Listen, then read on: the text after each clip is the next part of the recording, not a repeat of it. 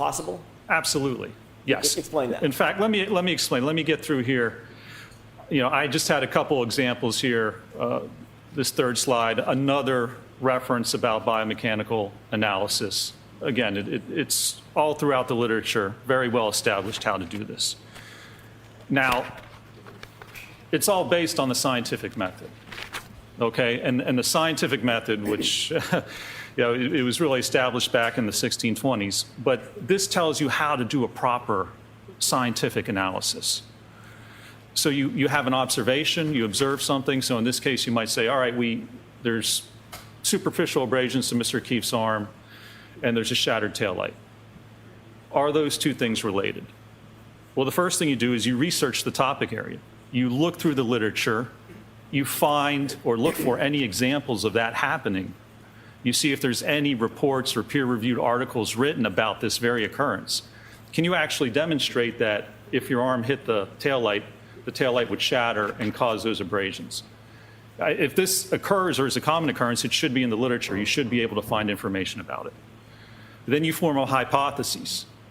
Either you say, I think this injury is related to hitting the taillight, or it's not. Whichever one you choose, that's where you then start to go into your experimentation. You have to develop tests to get data to actually back up your hypotheses. So if I said, well, I think the injury is related to it, what would you do? You would go and you would test it. You would get an arm. In this case, we got a hybrid 3 dummy arm, and we got an exemplar vehicle, and we hit the vehicle with the arm. Or we hit the arm with the vehicle, we ran into it, to determine what's going to happen when that occurs. Do we get the right circumstances, the right loading to actually occur in that case? So this, and then you go back and you analyze that. And if your results don't match up with your hypothesis, you have to reevaluate. You have to go back and see. If we don't get that type of injury, if we don't get the kinematics or the force associated with what we see, you have to reevaluate if your hypothesis or what you think happened is actually true or not. So you have to continuously go through this process. And that's what experts do. That's how you perform an analysis, and that's what's important. You know, I have 3 kids. I have a 9-year-old who's actually... So I'm going to ask you to wait for the next question. Okay, sure. Was there an example that you could use of sort of a real-world example that you might want to use to explain some or part of the scientific method? There is, yeah, and I would like to explain an example of what's important with that. So I was going to say I have 3 kids, a 9-year-old who's actually turning 10 today. Happy birthday, Kai. And I have 2 older ones. All right, we're gonna stop this. Another example. Go ahead. Okay. Less editorializing. Minus all the personal. I'm sorry, Your Honors. Go ahead. Details matter, okay? Details in an investigation matter, and details matter here. You need details. You have to explain how things happen, okay? As an expert, I can't come in and just say... Sustained. It needs to be more question and answer. Why do details matter? Because your opinions have to be based on the facts and the evidence. Why is that? Because that's what determines your conclusions. I can't come in and say, I think... Next question. What if you don't have all the details and facts? If you don't have details, if you haven't performed a proper analysis, then you can't come to a conclusion that something happened. You can't depend just on your experience. You have to have the analysis, the evidence, and the details to come to a conclusion in a case. How do you best get details to come to a conclusion in a case? You need research. You need peer-reviewed articles. You need evidence. You perform testing. You have to demonstrate what you think happened is A, possible, and B, actually did occur. And in order to do that, you need hard evidence to demonstrate that that's what actually occurred in this case. Do you get that through both lab testing and field testing? The form. Ask it differently, Mr. Jackson. Can you get that in lab testing? Absolutely. Can you get that in field testing? You can get that in field testing as well, yes. Are those integral to an analysis? They are. If you don't have any other evidence, If you don't have research, if you don't have peer-reviewed articles showing or demonstrating what happens, you have to formulate, you have to get that evidence. And the way to do that is through field testing, if you have no other evidence and no other source of information to provide that type of evidence. Let's go to the next slide. Did you undertake, and this is a placeholder, did Yes. you undertake the scientific method in this case? I did, yes. What was the hypothesis of the incident that you utilized in furthering your analysis? So the first step, the first part of this event is contact between Mr. O'Keefe's arm and the vehicle. Could you describe for the jurors what hypothesis you used based on your review of the information you got from Aperture? Sure. So the hypothesis that I looked at, Aperture, their testing and report indicates that Mr. O'Keefe had his arm out at a 90-degree angle. Sustained. What do you see, by the way, where are these from, these two slides? These two slides are from the PowerPoint presentation that Aperture provided. All right, so you didn't create these? I did not, no, sir. Describe the angle of the arm in the left photograph with the drinking glass in the hand. So the angle of that arm is approximately 90 degrees. The other photographs in the PowerPoint demonstrate that for someone the same height as Mr. O'Keefe, the arm would be at about 90 degrees with an individual standing erect. That's what was demonstrated in their PowerPoint. Do you note anything in their PowerPoint, the Aperture PowerPoint, related to the clothing worn in that left photograph? Yes, they have the surrogates wearing a hoodie or a sweatshirt, which is the exact same type and brand that Mr. O'Keefe was found wearing at the time of the incident.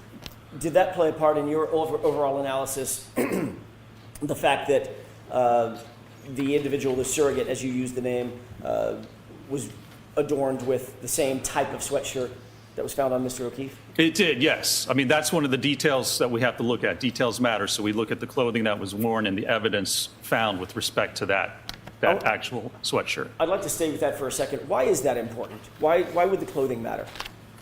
Well, because that tells us, that gives us evidence of what may or may not have occurred. Mr. O'Keefe was wearing this sweatshirt when the time of this alleged incident occurred. So if there is contact between his sweatshirt and that rear vehicle, the taillight from the Lexus, there would likely be evidence of that. And we have to look at that sweatshirt to see the condition of that sweatshirt, if there's evidence on that sweatshirt, and be able to pair that or match that up to with what happened on the vehicle. Is that part of a normal biomechanical analysis to evaluate clothing of the body as well? Absolutely, especially when you look at automobile pedestrian impacts. Why? Because the clothing tells you or can tell you how the impact occurred, where contact occurred between an individual and the vehicle, what part of the vehicle, what part of the individual. So it either may or it may not, but it can give you very important clues about what may have occurred during the incident. Is that part of the normal methodology that's utilized in the field of biomechanical analysis, especially as it relates to pedestrian motor vehicle incidents? It absolutely is, yes. Look at the damage to the clothing. Look if you compare it up to the vehicle, to the ground, to other sources. It's another tool, another detail, and part of the evidence that allows you to try and determine what occurred. Do you have experience in reviewing clothing of individuals that may have been involved in vehicle pedestrian incidents? I do, yes. How often has that played a part in your biomechanical analysis and the methodology that you employ? It happens quite often when we look at automobile pedestrian impacts. That's really one of the steps that you need to do. You need to look at the clothing, you need to look at that evidence and see if that matches up with any other evidence in the case. Would it be a proper methodology to just ignore the clothing in a vehicle pedestrian incident? It would be, yes. I mean, it's really one of the first things you should do. I'm sorry, my question was, would it be proper if you just wholly ignored it? No, it would be improper. It would not be proper. It would be improper if you just ignored it.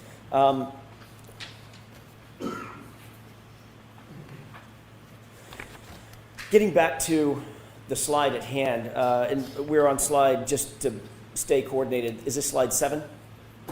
That is correct, yes. Okay. You've talked about the left photograph. What is the right, the short video? So this short video is what I refer to as the paint transfer test that was performed by Aperture. And what they did was take a surrogate the same approximate height and weight as Mr. O'Keefe and had him stand behind a subject, an exemplar Lexus, the same year, make, and model. And they put paint on the rear taillight cover on the fender, and then they backed it in to the surrogate's arm. And the reason for this is they attempted to show that where the paint contacts the arm, that it's the same area where the superficial abrasions were on Mr. O'Keefe's arm. Did you utilize these photographs and videos from the Aperture report in conducting and building the field testing and or the lab testing that you ultimately undertook? I did, yes, sir. Can we go to the next slide, please? What's depicted in this slide? So this is from the Aperture report, and the third conclusion is that the location and orientation of the lacerations on John O'Keefe's right forearm and arm are consistent with the geometry and the orientation of the right taillight on the Read 2021 Lexus LX57. How did you interpret the phrase geometry? To me, geometry just means shape. So the way I interpreted this is the one test that was performed with respect to the taillight. This is the only test I saw that Aperture performed involving the taillight and the arm, is that with this paint transfer test, they concluded that, again, the area where the paint was transferred onto the arm is consistent, the same shape and orientation as apparently the lacerations found on Mr. O'Keefe's forearm. Did this test, in your opinion, establish force multipliers that were exerted on the taillight? It has nothing to do with force. It doesn't describe the force exerted on the taillight or on the arm. It doesn't describe how the arm would have moved as it hit the taillight. It doesn't describe how the taillight would fracture.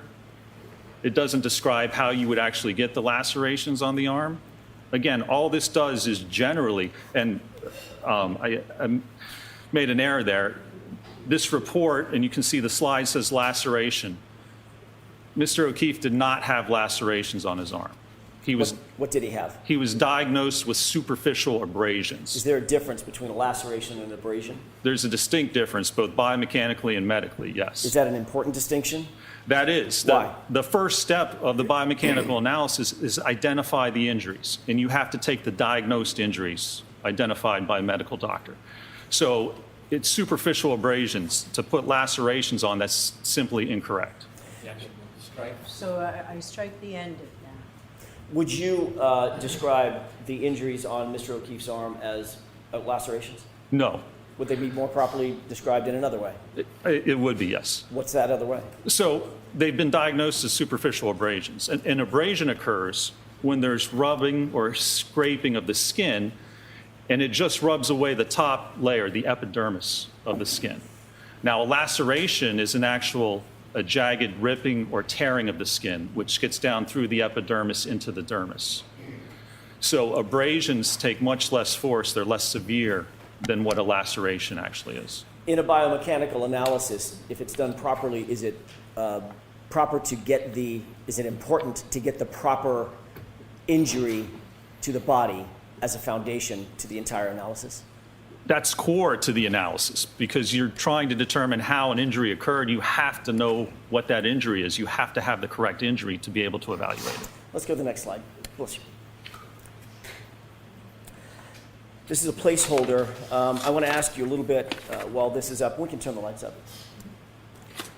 First step in the analysis. What is the first step of the analysis after you determine the injuries, the type of injury? So in this step, after you determine the injury, what we want to do is we want to look at the physical evidence. So we have the abrasions on Mr. O'Keefe's arm, and we have the sweatshirt that he was wearing at the time. So the first step in any investigation is to determine, does the evidence from the arm match up to the evidence on the sweatshirt? Did you undertake that analysis? I did, yes. Is that indicated in a slide a little bit later on in your PowerPoint? It is, yes, sir. Okay. Let's go to the next slide, please. What are we looking at in this slide? So this explains the injuries. And this is from on the left side, that is the diagnoses from the autopsy. The right side is from the hospital. And you can see it says blunt impact injuries of head and extremities, abrasions, and lacerations. The laceration is on the back of the skull, on the back of the head where the occipital skull fracture is. When you look at the extremities, everywhere where it talks about the extremities, it's superficial abrasions. So the first step in a biomechanical analysis, you review the medical records, determine exactly what the injuries are. And you can see there's a picture of the actual abrasions. Those are the documented injuries or abrasions to Mr. O'Keefe's right arm. Are these acceptable sources? Well, let me ask you this. What are the sources that are reflected on this slide that you referred to or you relied on in coming to your opinions and conclusions regarding Mr. O'Keefe's injuries to his right arm? Again, on the left side is from the autopsy report from the medical examiner, and then the right side is actually from the Good Samaritan hospital where Mr. O'Keefe was taken. Are autopsy records, hospital records, medical records acceptable sources for a biomechanist to rely on in determining or coming to opinions and conclusions? They are the sources you go to determine what the injuries are, yes. Did you see, you reviewed the entirety of the medical records as well as the entirety of the medical examiner's file, is that right? I did, yes, sir. Did you see reference to any fractures that were noted on Mr. O'Keefe's right arm, either his arm, his forearm, or his hand? No, there were no diagnosed or references to fractures on any part of his right arm or hand. I'm going to ask Mr. Wolk to display a couple of exhibits, the x-rays. Okay? So he's going to take over the TV screen. Sure. If that's okay, Your Honor? Yes.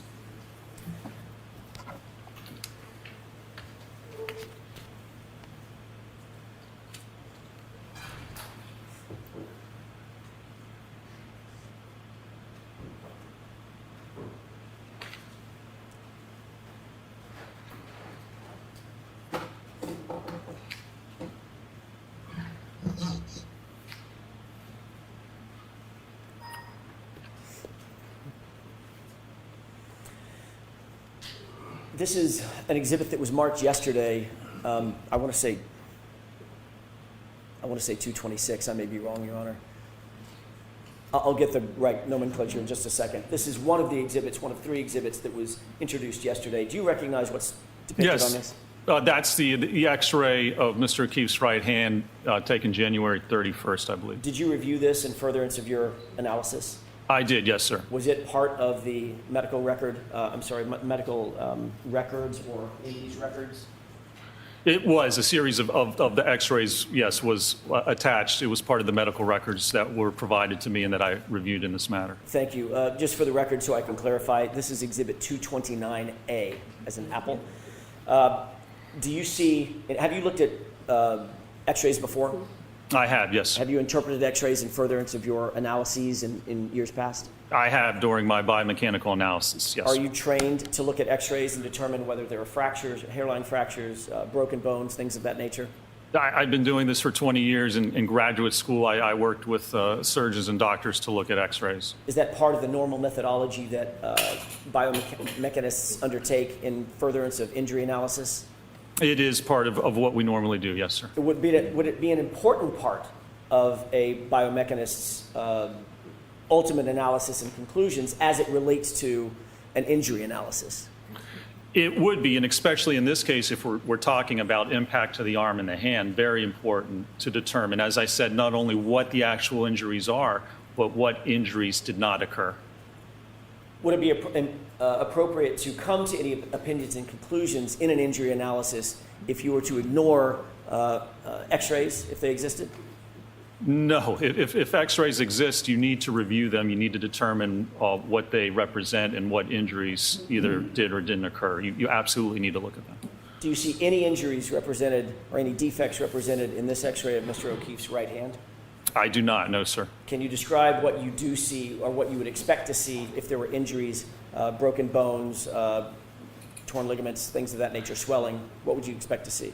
You could actually see the fracture lines on the bones. They are evident along the hands or along the ulna and the radius. Any dislocations you see, there would be a difference in the space at the joints between the bones. Dislocation, then there would be increased space or even a decreased space if there's compression of the joints, the interphalangeal joints, the metacarpophalangeal joints, the wrist joint. There's no indication on these x-rays of any fractures or any trauma or any type of injury to the bones or the joints. Can we go to 229B as in Bravo with the court's permission? Yes. Do you see what's depicted in this photograph? I can, yes, sir. What is this? So this is a x-ray. The forearm shows the ulna and the radius, which are the two bones in the forearm. Do you see any defects, injury, trauma to these bones or anything associated with those bones? I do not. And when you're viewing this on the software to look at the x-rays, you can actually adjust the contrast. So you can adjust the brightness and the darkness, and it allows you to go through the whole range to better evaluate whether there are any fractures. This is a little bright, so when you're looking at this, you would actually decrease the contrast a little bit. In terms of your review of this particular photograph, what did you note in terms of trauma or injuries at all? I did not note any indication or any signs of trauma or injury to the forearm or to the wrist in this case. If we could go to 229C as in Charlie. What are we looking at in this photograph? This is the right humerus, the right upper bone of Mr. O'Keefe's right arm. Do you notice, or did you note, did you review this in furtherance of your analysis? I did, yes, sir. Did you note any defects, trauma, injuries at all with regard to the bone is the humerus. The humerus? I did not, no, sir. What about the joints associated with the humerus, top or bottom? I did not note any injuries or damage to either the elbow or the shoulder joint either. What is your opinion and conclusion, having reviewed all three of these x-rays, with regard to the condition of Mr. O'Keefe's right arm, starting from the arm, the forearm, and the bones in the hand?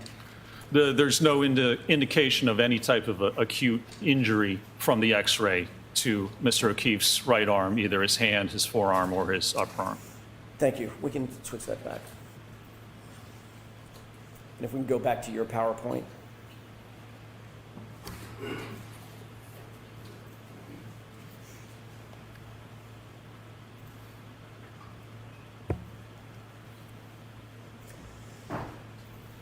Can we go to the next slide, please?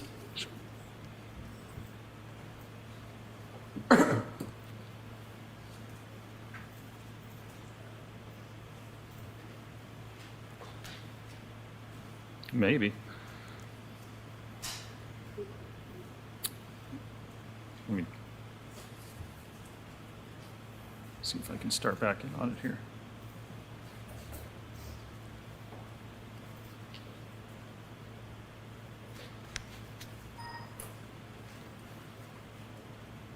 Okay, there we go. What are we looking at in this slide? So again, this is the hoodie or sweatshirt that Mr. O'Keefe had on at the time of this alleged incident. Did you consider these photographs in conducting your injury causation analysis? I did, yes, sir. What role did these photographs of Mr. O'Keefe's hoodie play in your injury causation analysis? So this shows the hoodie, and it was inspected by the police department, and it was noted, as you can see on the right sleeve by the triangles, there were 9 different punctures or holes noted in the sleeve of the sweatshirt. Can we go to the next slide, please? What are we looking at in these series of photos? So let's come to sidebar for a minute and Mr. Jackson, bring your PowerPoint, please.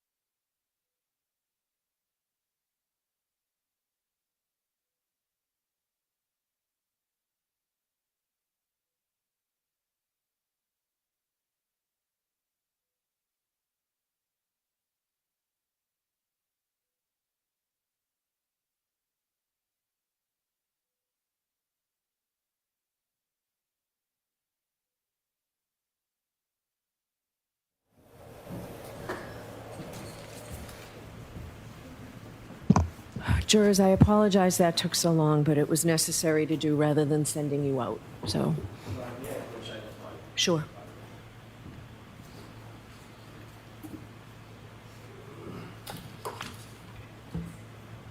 Thank you. Tori, can you give me a couple of these?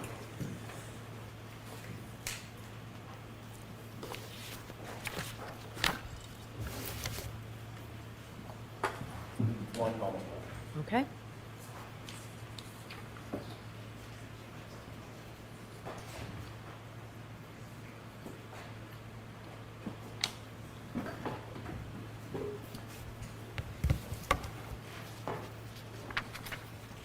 Dr. Rinchler, my eyes aren't good enough to see the upper right-hand corner. What slide number is this? That's Number on- 12. Number 12, thank you.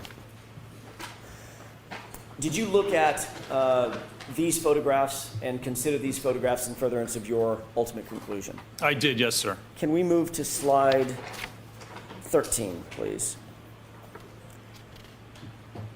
Did you also look at and consider these photographs in coming to your ultimate conclusion? I did, yes. Can we move to slide 14, please? Did you look at and consider these photographs in coming to your conclusions and opinions I regarding did. this case? Yes, sir. Can you move from slide 14 over to slide 18, please? Can I switch through real quick? Sure. Yeah. So we 18. Just go to 18. What are we looking at in slide 18? So this is Mr. O'Keefe's right arm at autopsy, and they're holding up a ruler to demonstrate the size and dimensions of the abrasions. And what are the yellow indicators? Those are indicators I added based on the length of the ruler to show the approximate size, length, and width of those abrasions. Was it important in your biomechanical analysis to measure and denote all the injuries? It was, yes. Did you actually count the number of injuries on Mr. O'Keefe's arm? I did, yes. How many injuries did he have? How many distinct and separate injuries did Mr. O'Keefe's arm present? Conservatively, I counted 36 different superficial abrasions on his right arm. And did you go through all the photographs in an effort to count and distinguish one abrasion and one defect on his skin from another? I did, yes, sir. And you said conservatively 36 separate abrasions, correct? That's correct. What does that mean in terms of the mechanism that you would expect to cause that abrasion? Well, you need 36 different points of contact with to get through the sweatshirt and get to the skin to actually cause abrasion to the skin. 36 different separate points of contact to the skin. How many defects, remind us, how many defects were noted by the crime lab in Mr. O'Keefe's right sleeve? 9 defects. Can you scroll to slide 22 quickly, please? What is this? This is a slide, again, from Aperture, from their PowerPoint. It's the only slide, the only photo, the only indication of the hoodie that I found in their analysis. And it also has pictures showing, looks like they try to line up the top of that taillight cover. Sustained. Do you see there's some sort of marking on that lower left photograph with some yellow lines? I do, yes. How did you analyze that marking? I analyzed that. It goes through the part of the taillight cover and then goes through part of the upper arm of the surrogate. And there's a parallel line to it a little bit in a V shape. There's a parallel line below it. How did you analyze that line? I analyzed that as apparently showing that the area of the taillight. So not apparently, what did you How did you analyze? interpret that? I interpreted that represents that area of the taillight corresponds to the area of the upper arm. And there's a red dotted line around the tail light, correct? Correct. How did you interpret what that represents? That was the part of the taillight that fractured. Did you put any of these lines on there, or are these all from Aperture? These are all from Aperture. I did not put any of those on there. You see the small, it's horizontal, I'm sorry, it's vertical photograph of Mr. O'Keefe's arm?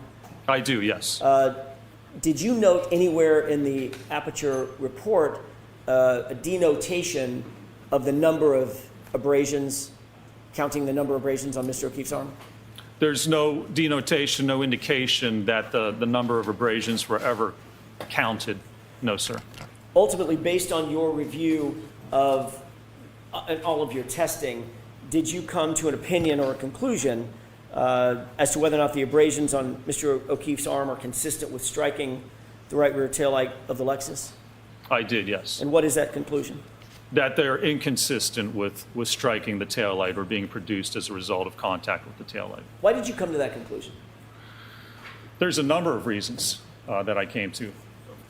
First of all, the abrasions, the numbers don't correspond to the number of holes or... Sustained.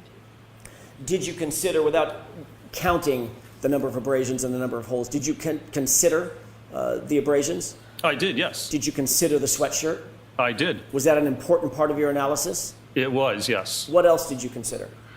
I considered that it was not possible to line up 36 different abrasions with So I'm going to strike that answer, ask it differently. Your Honor, if he could finish his answer. He was about to say contact with the taillight. Yeah, so ask it differently, Mr. Jackson. Sure. What did the 36 abrasions, conservatively, and their interaction with the taillight have to do with your ultimate opinion and conclusion? Well, that you have to, if those abrasions came from contact with the taillight, you have to be able to correlate them and line them up with contact, 36 different contacts from the taillight. And ultimately, based on your understanding of Aperture's review and the photographs that you saw, you were presuming, based on Aperture's testing, that Mr. O'Keefe was wearing that hoodie. Is that correct? Objection. Sustained. What was the condition? Let me ask it this way. There's a photograph in the Aperture report that we're looking at with blue paint on an arm, right? Correct. Is that your understanding, or did you test that Mr. O'Keefe could have been hit wearing short sleeves? No. What did you test? What was your presumption and assumption in your testing? That he was wearing the hoodie that was found on him at the time, With the 9 holes in the right sleeve. with the 9 holes in the right sleeve. Watch the form of the question, Mr. Jackson. Sure. Let's go to the next slide, please. What is this? These are, the top two and bottom right slide are from the Aperture PowerPoint. How did you interpret the the 2 photographs on the right, the parallel lines and the red lines in that slide? The parallel lines correspond to an area of the fractured taillight, and then the red dotted line corresponds to an area of abrasions on Mr. O'Keefe's upper arm, and there's a red arrow pointing to part of the fractured taillight. Can we go to the next slide, please? What are we looking at in this slide? Again, this is the paint test. This is the only test that was conducted by Aperture to look at the taillight and the arm in this case, and the interaction between the two. Did you note whether in all of Aperture's data that you reviewed, whether or not there was any measurements to determine whether the abrasions were consistent with contact with the Lexus? I did. There were no measurements at all taken with respect to that test. No measurements with respect to where the contact happened on the car or on the arm itself. There was no indication of where that blue paint extended on the surrogate's arm, say from the wrist up to where the laceration or the abrasions would have occurred. Is that important? That's very important, Why? because you can't say that the area where the blue paint is corresponds to the area of the abrasions if you don't take measurements. If you just eyeball it, all you can say is by eyeballing it, it looks approximately the same. But that's not scientific. You can't come to an actual conclusion that where that paint covers the arm is where those abrasions actually were. They could lie outside, they could lie forward, they could lie above that painted area. You can't say with any scientific certainty that that area of paint corresponds to where the abrasions are.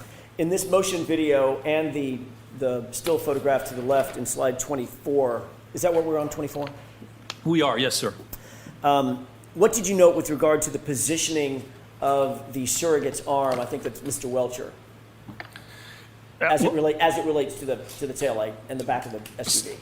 Yes, the positioning of the arm in the photographs as well as the one test that was performed, the arm is approximately 90 degrees, level in line with the rear taillight of the vehicle. Did you seek to do any testing approximating the positioning of the arm as you saw it, as you interpreted it in the aperture data?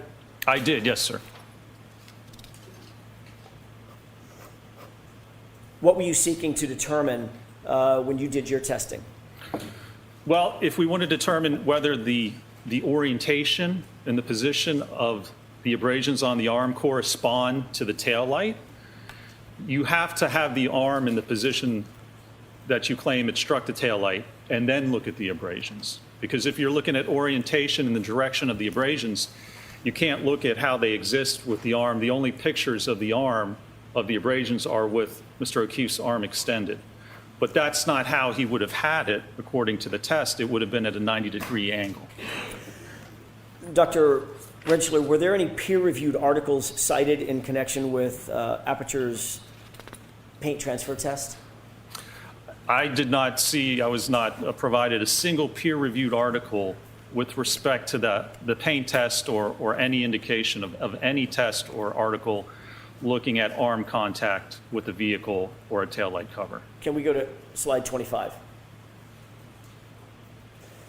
What are we looking at in this slide? So in this slide, the picture on the far left is the photographs provided from the autopsy in hospital with Mr. O'Keefe's right arm fully extended. Again, those are the only photographs we have. What about the photograph in the middle and to the far right? In the middle and the far right, what I did was actually take that arm and then rotate the forearm to put it in a position that it would be in as demonstrated by the paint test with the arm at approximately 90 degrees. What was the import of this undertaking? Well, if you look at the paint test and the way the arm's at 90 degrees and having the car come and essentially contact and push the arm out of the way, that's going to give you or tell you the directionality or the direction of the abrasions. Because if you have your arm at a right angle and the vehicle comes and pushes and slides against it on that forearm, you would expect those abrasions to be horizontal, to be in line with that forearm. Are they? They're not. You can see some of them are vertical, some of them are angled, some of them it's hard to tell what the directionality is. But if your arm, again, is being struck and pushed this way, as it's pushed and as the car goes by, if this would occur in this manner, you would expect those abrasions to be horizontal in the direction that the vehicle is actually traveling. When you say horizontal, do you mean horizontal from the elbow to the wrist? Correct, or parallel, yes, with the forearm. Can we go to slide 26, please? This is yet again the same video that we saw earlier. That is correct. This is the paint test video, yes. And what has to happen in order for the paint in this test to reach the upper forearm? Well, in this case, to reach the upper forearm, there has to be contact between the forearm and the taillight cover. Can we go to the next slide, please? What is this slide showing? Again, this shows, you can see on the right, I added arrows to kind of show the directionality of the different abrasions. And on the forearm, they simply do not line up with the type of kinematics or the type of motion shown in the paint test. Again, of the arm getting pushed out of the way and the car traveling past. If there were going to be abrasions from the fractured glass as it moves along, again, it would be lengthwise parallel to the forearm. If the arm was positioned as it was indicated in the paint test done by Aperture, would you expect to see this pattern of injuries on Mr. O'Keefe's arm if, in fact, it contacted the taillight and if, in fact, it was abraded based on the taillight? You would not. You can't get, for instance, horizontal abrasions on the upper arm and somehow get vertical and angled abrasions on the forearm. The kinematics don't work out to actually produce those types of injuries. Can we go to the next slide, please? What are we looking at in this slide? So again, this is the paint transfer test, and it demonstrates there were no measurements taken, so we don't know the exact size or location of that paint or the lacerations. And you can see the photograph on the right basically shows that after doing the test, a picture of the right arm was put next to it and basically eyeballed to say it's the same, well, it's only approximately the same area. So I'm going to strike that, so next question. Do you see any measurements, any tape measures, any laser measuring equipment, anything like that in that right photograph? Nothing, no types of measurements whatsoever. Can we go to the next slide, please? This is, on the left, the same video that we've seen several times, correct? That's correct. What are we looking at on the photograph on the right? So on the right, it is the video of this test taken from the side of the vehicle. Did you notice anything of note in this angle of the paint transfer test? I did. I slowed this video down, and so as you can see, as it starts out, and you'll see the vehicle starts to slowly back. So there was no photographs showing the position of the arm in the back of the car. The video is from the side, and the top video, you can't tell where the arm is positioned against the tailgate. But whatever positions it's at, you can see as the car backs up here, look at the elbow and the upper arm. If the car backed directly in this direction, there would be no contact with that elbow or the upper arm. And remember, this test is to show where the paint would transfer and if that correlates to the lacerations. You mean, before you start the video, when you say there would be no contact with the elbow or the upper arm, you mean the biceps area and from the elbow up? That's correct. Is that based on the photograph on the right and the positioning of the surrogate? Exactly. You can see right now, if the car just backed directly straight back, it would not contact the elbow or the upper arm. Before you play the video, what did you note when the car from the angle to the right of the video on the right? What did you note as the car, just before the car starts to make contact with the surrogate? What did you note? So in order to get that pattern on the arm, right as the car contacts the arm, the surrogate pushes his elbow forward, leans into the car against the light, and then rolls off. Can you play that for us, please?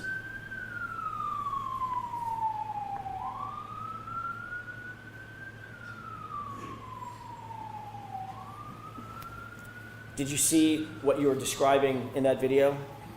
I did, and I can slow it down. So you can see, even at this point, as the car approaches, it would not contact the elbow or the biceps. So as it comes in, watch the elbow all of a sudden shoot in. Surrogate turns his arm in and then leans against the light cover. So this is not indicative of someone standing there and having a car back into their arm. In order to get that pattern of paint on the arm, someone would have to stand there, and as the car approached and contacted their arm, they would have to actually push their arm forward and lean into it to get that paint pattern. Is that, in your view, proper scientific testing? Sustained. Let's move to the next slide, please. What is this? And so this is that same event, and you can see I slowed it down even more just so you can see the actual movement of the elbow and the upper arm to get that pattern.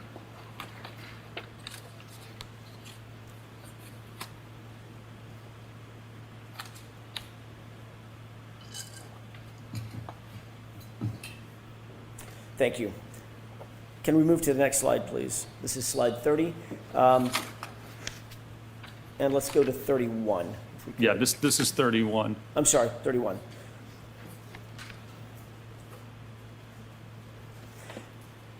What conclusions or opinions did you reach or could you reach after reviewing the totality of the results of the paint transfer test? The paint transfer test, all it can show is the approximate of where the arm was covered in paint as the surrogate jammed his elbow in and rolled against the taillight cover. So it tells us nothing about what may have actually occurred, how the lacerations were actually, or the abrasions were produced. It doesn't talk about the kinematics of the arm to actually cause those abrasions. All it does is just say, under this specific condition, if someone was to stand there and then shoot your elbow forward and lean in, you would get paint on this part, this approximate part of your arm, because we don't even have any measurements for it. That's the only thing that test demonstrates, and that's the only test that was conducted to look at the interaction between the arm and the Lexus in this case. Did you reach any opinions and conclusions regarding whether the physical evidence is consistent or inconsistent with the injuries to Mr. O'Keefe's right arm? I did, yes. And what are what's the basis? The basis is looking at the number of laceration or the number of abrasions on the arm, as well as the orientation and direction of those abrasions. And they don't correspond to how the arm would interact with the vehicle if it was at a right angle and struck by the rear of that vehicle. Do you hold that opinion to a reasonable degree of scientific certainty, Doctor? I do, yes, sir. Can we move to the next slide, please? Actually, slide 33. If I may have just a moment, Your Honor. Yes.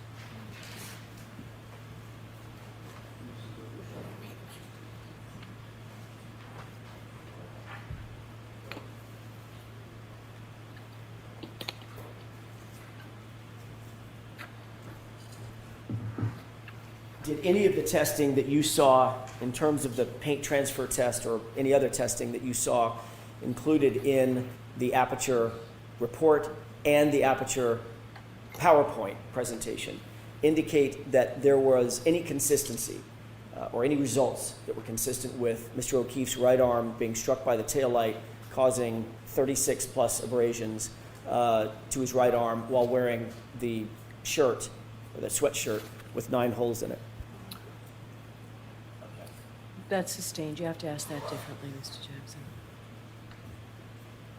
Jackson. Did you determine, based on the testing by Aperture, whether or not it was consistent, that paint transfer test was consistent with Mr. O'Keefe's arm being damaged by the taillight at speed? I did. Okay, and what is that conclusion? That does not represent that at all. The evidence from that test, again, it's only puts paint on the arm. So in no way does that determine or demonstrate how, if the arm struck the taillight cover, how the taillight cover could shatter, how the movement of the arm could interact with the cover to produce those abrasions. Did you go, I'm sorry. There's just no evidence of that. There's no steps taken to demonstrate how, if that's even possible, would that actually occur in a case like that? First, you have to show it's possible. I saw no peer-reviewed articles, no research data, and the only test that was done that links the injuries to the taillight cover is this paint test. Is that the paint test in which the arm was leaned into the car? In which the elbow was shot forward and then the arm and upper arm was leaned into and against the cover. Doctor, did you also go on to further your injury causation analysis by performing impact tests to evaluate the kinematics involved? I did, yes. Can you describe that for us, please? Sure. So one of the steps involved in the biomechanical analysis is the kinematics, the motion. So we need to look at the motion of the arm. If the arm hit the taillight cover fractured, and you got abrasions, you need to be able to show that. You need to look at how the arm would actually move if it was struck by the vehicle. I've seen no peer-reviewed articles or research to demonstrate that. So what you need to do then is do testing to look at how the arm would actually move. and whether it's possible to create those conditions to actually get that injury. Did you use an ATD hybrid 3 arm for testing? We did, yes. We used a 50th percentile male ATD hybrid 3 arm. Is the use of that hybrid 3 arm accepted in your industry in terms of testing? Yes, it certainly is. As I said yesterday, it's the gold standard for testing. And the arm itself is used just for that very purpose. In fact, there's a number of studies, they use the 50th percentile arm to look at airbag deployment. One of the issues with airbags for the driver is it comes out of the hub of the steering wheel. So if you're steering and you're turning your car and you hit something and the airbag goes off, what happens? It blows right into your forearm, and it can actually cause fractures. We see that quite often. So they perform testing with the 50th percentile arm to look at the forces and acceleration on the arm as airbags go off. Very similar to if your hand was hit by the back of the arm was hit by the back of the car and propelled forward. That's very similar to having an airbag deploy. Actually, this would probably be more severe. An airbag's almost like a giant pillow enveloping the arm, and here we have an SUV actually contacting the rear of your arm. Can we go to the next slide, please? Sure. This is 35. Let's see, here's 35. There we go. Thank you. What's depicted here? So this was testing done at 15 miles an hour. So this is with the hybrid arm and suspended so that it was actually impacting the right rear of the Lexus as the Lexus was traveling at 15 miles an hour. Was there acceleration that was noted on the arm, force and acceleration? There was on both the arm as well as the hand, yes. What was the result of the damage to the taillight based on this test? So in this test, there was actually no damage. As you can see, it catches kind of the hand and the forearm. And if you want to describe it as kind of a glancing blow, there was not enough force at 15 miles an hour on this glancing blow to actually fracture the taillight. Is the position of this arm relative to the SUV consistent or inconsistent with the original spot that the surrogate in the paint test was standing as it related to the SUV? It's consistent. We lined it up so it's consistent with that original location so that it would not impact the elbow or the upper arm. So at that position, if there's impact to the arm at 15 miles an hour, it doesn't cause the taillight to fracture. And it's also important to look at the kinematics. If you look at the acceleration data below, that hand and arm is accelerated. The hand's accelerated up to the speed of the vehicle in about 2 to 4 milliseconds. How long does it take to blink your eye? 250 milliseconds. It takes a quarter of a second to blink your eye. So this occurs if your hand's hit at 15 miles an hour by a car, it's going to be accelerated up to the speed of the car about 50 times faster than you can blink. Can we go to the next slide, please? And what are we looking at in this? So this is lab testing at 17 miles an hour. So the housing and the cover was basically propelled into the forearm of the dummy at 17 miles an hour. What was the acceleration that was noted on the arm? So when you look at the arm, the acceleration here is almost 300 Gs. What does that mean just to us?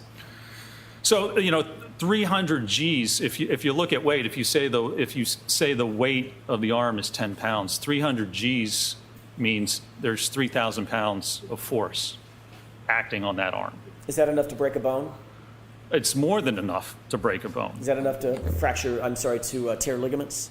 Absolutely, yes. What about the bones in the hand? Are those stronger or the same resistance as the bones in the forearm? Or are they more delicate? No, the bones in the hand are, as you can imagine, much weaker because they're much smaller. When you look at the carpal bones, the metacarpal interphalangeal joint, which is basically your knuckles, they are much smaller, and it takes much less force to fracture your hand bones compared to your ulna or your radius. Let's go to the next slide, please. What are we looking at in this slide? So this is a 24-mile-an-hour impact with the arm of the dummy contacting the rear, again, tail light. and it shows you the motion, the dummy suspended, shows you the motion of the dummy, and again, the force and acceleration. Now, that right video I put in because that's real-time video. We've been showing the low speed, but look on the right. This is the actual speed at 24 miles an hour. That's what it looks like if you have your hand out and it's struck by an SUV. Is the arm accelerated in this? Do the same physics apply? Is the arm accelerated up to the speed of the car in milliseconds? It is, yes. It's all about weight, right? Because you have a 6,000-pound car and you have a 10-pound arm. It's whatever speed that car is going, your arm, your hand, whatever's sticking out there is immediately going to get accelerated up to the speed of that vehicle. The video on the right is in real time. Like you said, it's sped up in milliseconds. Is that right? That's correct. Is the Hybrid 3 that's used in this test, is that suspended from above? The dummy in this test is suspended from above, yes, like a pendulum, barely touching the ground. Is the dummy connected to the ground in any way? No, it's just its feet are barely touching. What would happen if there were forces applied to that dummy that went perpendicular to the travel of the vehicle? What would happen to the dummy? The dummy would swing out like a pendulum in that direction. Based on your review of the test that was done, the 24-mile-an-hour test, were there forces on that dummy that were perpendicular to the car such that the dummy would swing out or be forced out or be propelled out away from the car? No, there were no forces from the testing, and it's simple physics. Your center of mass of your body is basically at your umbilicus or your belly button. So in order to move the body, you have to apply a force at that part of the body. If your arm's struck, it's not going to move your body appreciably. All it's going to do, your arm's like a moment arm, it's going to spin you around. Could there be some motion forward or backward if you take a step? Possibly. But the center of mass of your body isn't going to move. You have to get struck by the vehicle to have the body actually move in a specific direction. Can we go to the next slide, please? What is this showing?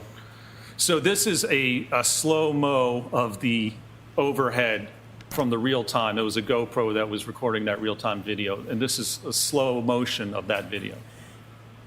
I'd like to ask you a couple of questions. As you see the vehicle contact the arm, what happens to the arm as it's being contacted in those milliseconds where it's being accelerated up to 24 miles an hour?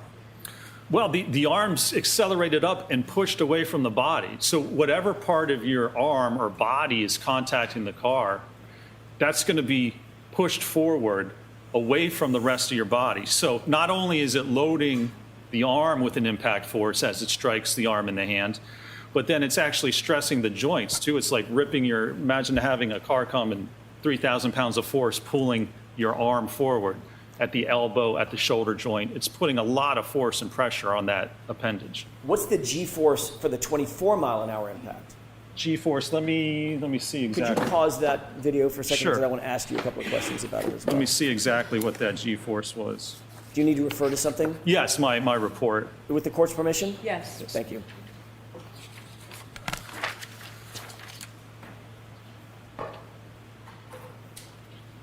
So at 24 miles an hour for the arm, the acceleration is 302 Gs, and for the hand, it's about 435 Gs. Does that translate to over 4,000 pounds of pressure?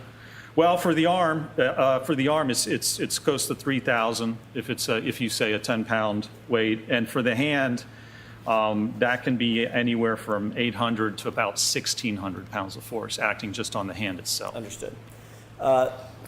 Can you back this up a couple of frames? Sure. Pause it where I ask you. One more frame back. One more back. Right there. What's happening physically to the arm, to the right arm at the point of impact? So there is a force on the hand, on the forearm, where it contacts. Now, your arm just isn't going to hit and the force be distributed evenly across the entire part of the arm. That's not how your arm is actually articulated. Even if it was, again, that's similar to an airbag deployment, where at these levels you would get fractures. But if it hits the hand, now, if Mr. O'Keefe's holding a glass at the time of this impact, think about that. What happens is you're holding a glass. It exposes the knuckles. So if you're holding a glass and your arm's at a 90-degree angle and the car comes back and hits your hand, it's going to strike right on the knuckles. The force is going to be applied right at that joint. And then it's going to likely hit along the forearm back near the elbow. What's the shape of that arm in this still photograph? Well, it's somewhat of an abnormal shape because the arm should be level with the body. The forearm should be even with the shoulder. But you can see as it gets pushed forward, it's accelerating that forearm away from the arm and the rest of the body. Does that abnormal shape suggest anything to you in terms of what you would expect regarding the bones in that arm? Again, certainly there's thousands of pounds of forces acting on the arm and also on the joint itself, not just the arm or the bones we have to consider and how much force to fracture, but think of the elbow joint and think of the shoulder joint. It takes much less force to dislocate an elbow than it does to actually fracture it. Did you see any evidence, based on your review of the medical records, including your review of the x-rays, any evidence of any dislocation? There was no evidence or indication or diagnosis of any dislocations or fractures to the arm at all. Fractures or broken bones at all? Correct, nothing. Can we go forward another frame? And at this point, the arm has already been struck and accelerated, is that right? That's correct. Do you see the taillight material? I do, yes. Okay. It's basically now broken, is that correct? That's correct. It has now been fractured, yes. All right, let's go one more frame forward. And the taillight material, did you make note of that in this frame? I did, yes. What direction is that taillight material going relative to the vehicle? It's going forward. And where is the arm? The arm has been pushed away. Now, you have to remember, as that arm, if it contacts and fractures the taillight, it's not exposed to the fractured pieces that still exist on the taillight itself, because those pieces that fracture haven't gone anywhere because they're against the arm itself. And then as the arm moves away, the pieces then move with the vehicle. Are the taillight pieces upon fracture moving at the same speed as the arm upon contact? That's correct, yes. Is that a matter of physics? That is a matter of physics, yes. Is there any possible way for the broken pieces of taillight to out-accelerate the arm upon contact when the arm's being deflected away from the vehicle? It is not. I don't believe it's physically possible. That was not demonstrated in our testing, and I've never seen that demonstrated in any peer-reviewed articles. Now, you can see here again also the light and the fragments are being propelled forward. So you also have to consider where Mr. O'Keefe was found. He was found in the yard about 10 or 20 feet from the road. There was no exact measurements. But if you look at the motion of the taillight, it's going forward. Now, if Mr. O'Keefe has to move diagonally to the top left of that corner, and if he's not hit with the center of mass, he can't get to where he ends up before the taillight fragments have already gone forward and been deposited on the ground.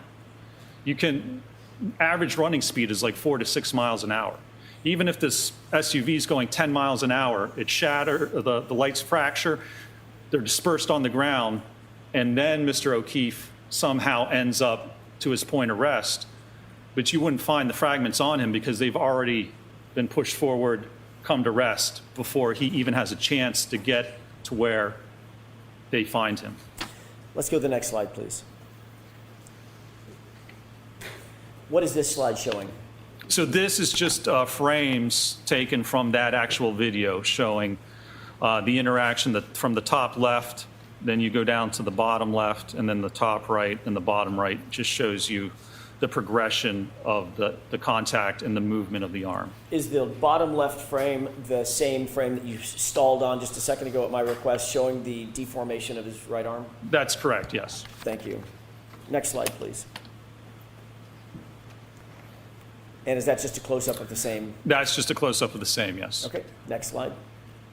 And is that a final close-up of the arm after it's been deflected out of the way? That's correct, yes, sir. Does this also illustrate what you just described in terms of the trajectory of the broken taillight fragments? It does, yes, sir. Do you see any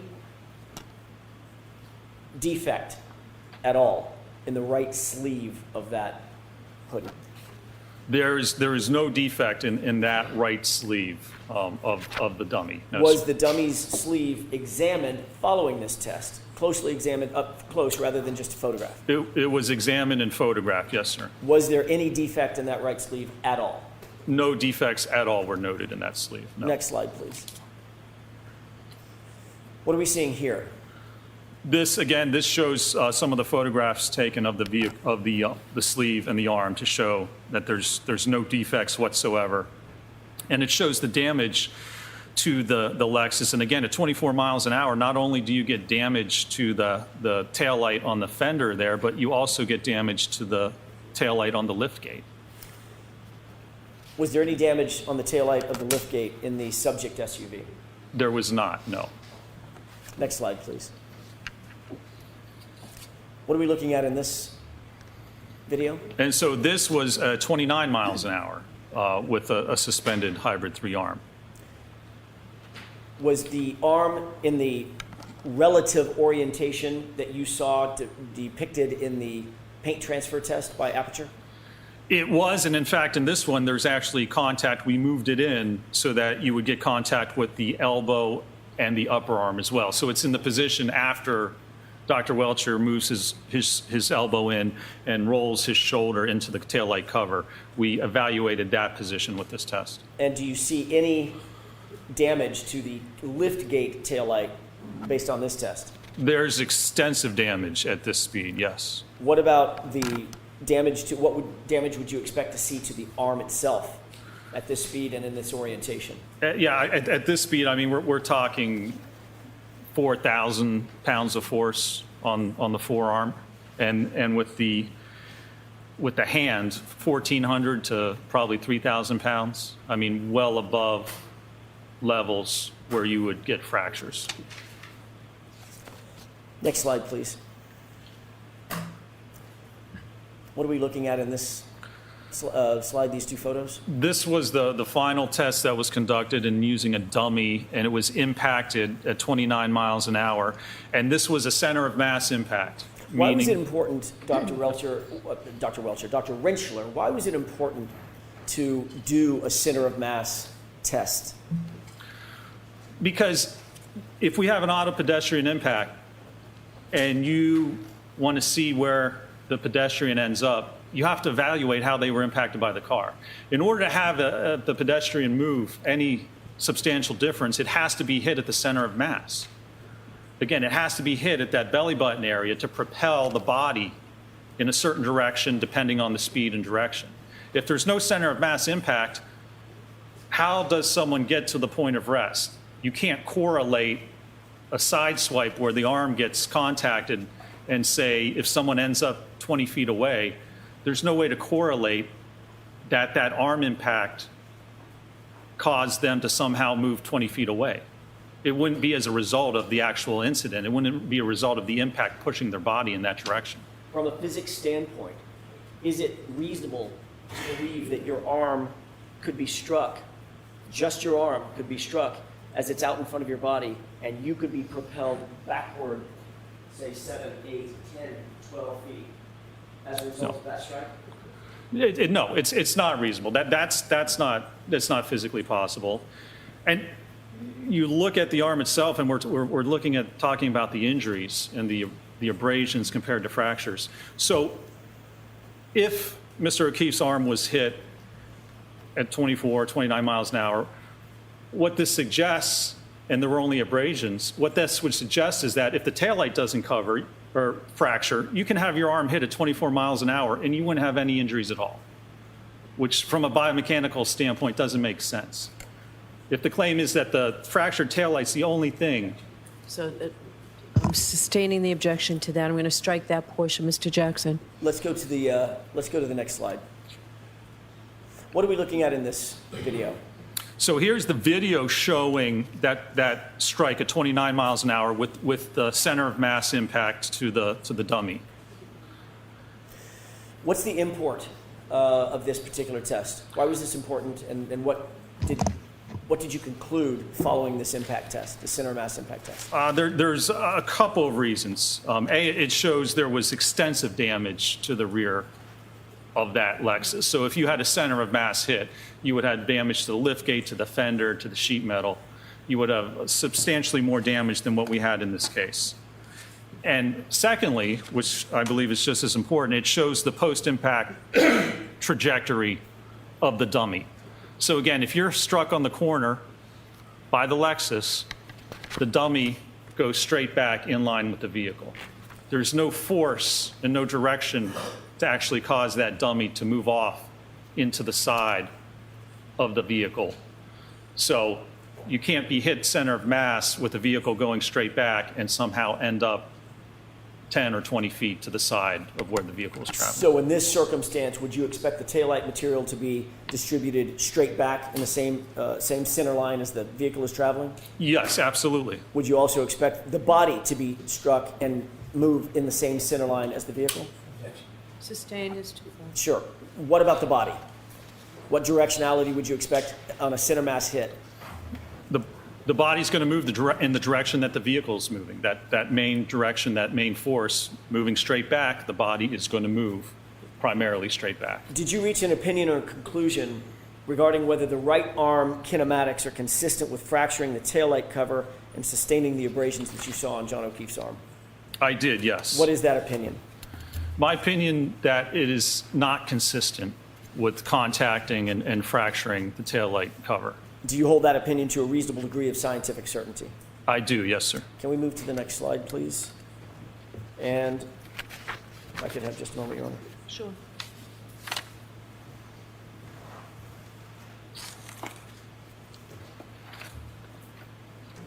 On what do you base your opinion that you just told the jurors? That looking at the kinematics of the arm, it's inconsistent with the evidence we have, with the actual abrasions to the arm, the evidence on the sweatshirt, and that at these speeds, you would likely expect fractures, certainly to the hand, and likely to the ulna and the radius in the forearm, if your hand or arm was struck by the rear of the SUV. Can we move to slide 48, please? What are we looking at in this slide? This was a study where they used an impactor and they contacted the dorsal or top part of cadaver hands. And they looked at the force that was exerted and they looked at how many fractures were produced as a result of that.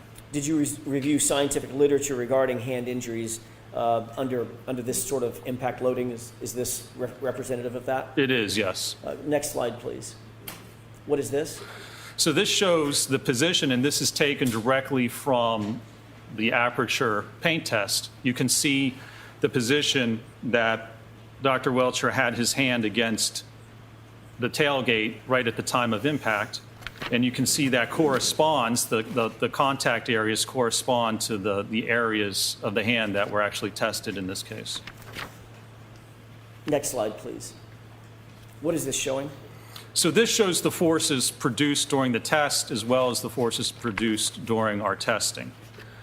And maybe the next slide here actually better. If you look at the knuckles, which are the blue middle region, and then the metacarpal bones, which are the lower one. So for the metacarpal phalangeal joint, the knuckles, on average it took 397 pounds of force to fracture that joint. Well, the 15-mile-an-hour test produced a minimum of 483 pounds. And more realistically, that's just with the hand weight. There's going to be more weight because it's attached to the wrist. More realistically, it's twice that, so it's around 900 pounds of force. But what these tests show is that the force produced on the hand, as represented by the PowerPoint from Aperture, even at 15 miles an hour and likely below that, you would expect to get fracture of the hand bones, of the knuckles, metacarpal interphalangeal joints, and the metacarpal bones if you contacted the rear of that vehicle at that speed. Did you see any indication in the x-rays you saw or the medical records that you reviewed that Mr. O'Keefe's hand was damaged in such a way that you would expect? There were no indications whatsoever of that, no, sir. Next slide, please. What are we looking at in this slide? This was a test where they actually looked at the force on the elbow. So this is a direct longitudinal force against the elbow. Now, there's no indication of exactly, the paint test has the arm horizontal, but there's no indication, there's evidence of whether maybe it would be angled or if it's straight horizontal. But even if your arm's angled a little bit at the point of impact, the forces, again, on the right are what we determined from our testing, and those are minimum. Again, that's just with the forearm. If you include the entire arm, it's about twice that.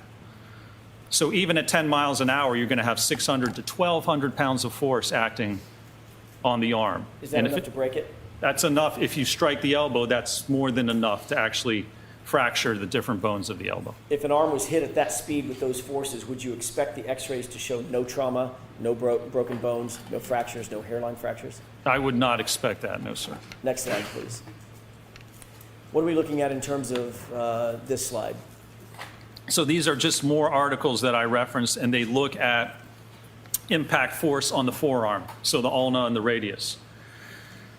It takes, just to have a transverse blow right against the bone, it takes about 1,100 to 1,200 pounds of force to cause a fracture. We're at that level already at a 10-mile-an-hour impact. What about a 24-mile-an-hour impact? 24, we're at 1,400 to 2,800 pounds of force. Did you see any trauma on John O'Keefe's arm that was suggestive of an impact of that nature, of that size, of that force? There was no trauma, there were no fractures, there wasn't even an indication on the arm of where it would have contacted the vehicle. So if there's fracture at the taillight, there's going to be a force at that point on the arm where it actually contacts the taillight and causes that, right? There's going to be a force riser to cause that damage. There was no bruising, there was no lacerations, there was nothing at the alleged point of contact which would indicate an impact that produces thousands of pounds of force on the arm. No evidence of it whatsoever. You just mentioned this in your answer, but I want to ask a little bit further. We've talked a lot about bone fractures and ligament damage, et cetera. What about bruising? In any of these tests, would you expect to see bruising, at least bruising, all over the arm at the points of contact? Absolutely. Bruising occurs when the blood vessels just below the skin are ruptured, and it causes blood to flow into the arm. Was there any indication that John O'Keefe suffered even a minimum amount of bruising on his arm at all? No indication of any amount of bruising whatsoever on the forearm. Next slide, please. And let's go to the next slide. I think we want to jump to slide 50. What slide are we on? Is that 53? This is 55.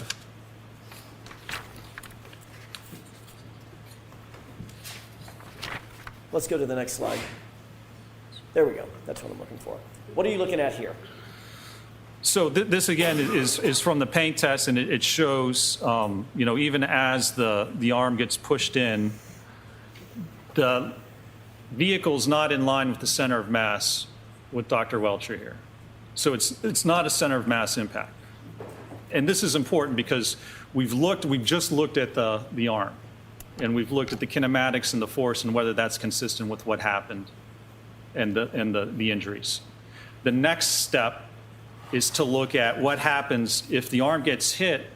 How does Mr. O'Keefe end up where he does in the yard? So that's post-impact movement or trajectory of the body. You have to evaluate that if you want to link all these events. If you want to link the head injury to contact with the car, you have to know what happened in between. You have to know the details. And so the next part was to evaluate that. Is there any indication in any of the testing that you did or any of the review of the medical records medical records of John O'Keefe, including the autopsy records, all of the autopsy records, the x-rays, and the hospital records, any indication that John O'Keefe was struck center of mass? None whatsoever. No indication at all that he was struck center of mass. Do you have an opinion or conclusion to a reasonable degree of scientific certainty about whether he was struck center of mass? I do. And what is that opinion? I don't believe that he was. The evidence indicates that he was not. If he was struck center of mass, imagine that. You're getting hit at the pelvis. You're getting hit on the thigh. You're getting hit at the knee. And then the body's being propelled forward. Your arm would get pushed into your body, into your ribs, into your torso. You would have very significant and substantial loading to your body, initially the right side of your body, as that impact occurred. And there's no evidence whatsoever that that occurred. Switching to a glancing blow, a blow of just the arm, not the center of mass, but just the arm. Do you hold an opinion and a conclusion as to whether or not a glancing blow or a blow to the arm only would propel Mr. O'Keefe 7, 8, or 10 feet perpendicular to the line of travel of the vehicle? I do. What is that opinion? It would not be possible. Our testing demonstrates that. The peer-reviewed articles demonstrate that. I've seen no evidence anywhere in this case that would suggest or even indicate that if you get a glancing blow or a sideswipe blow, that somehow would produce enough force to push you 8 to 10 feet into the yard. I don't believe it's possible. I've seen no research that would indicate that would occur. Do you hold that opinion to a reasonable degree of scientific certainty? I do, yes, sir. Can we move to the next slide, please?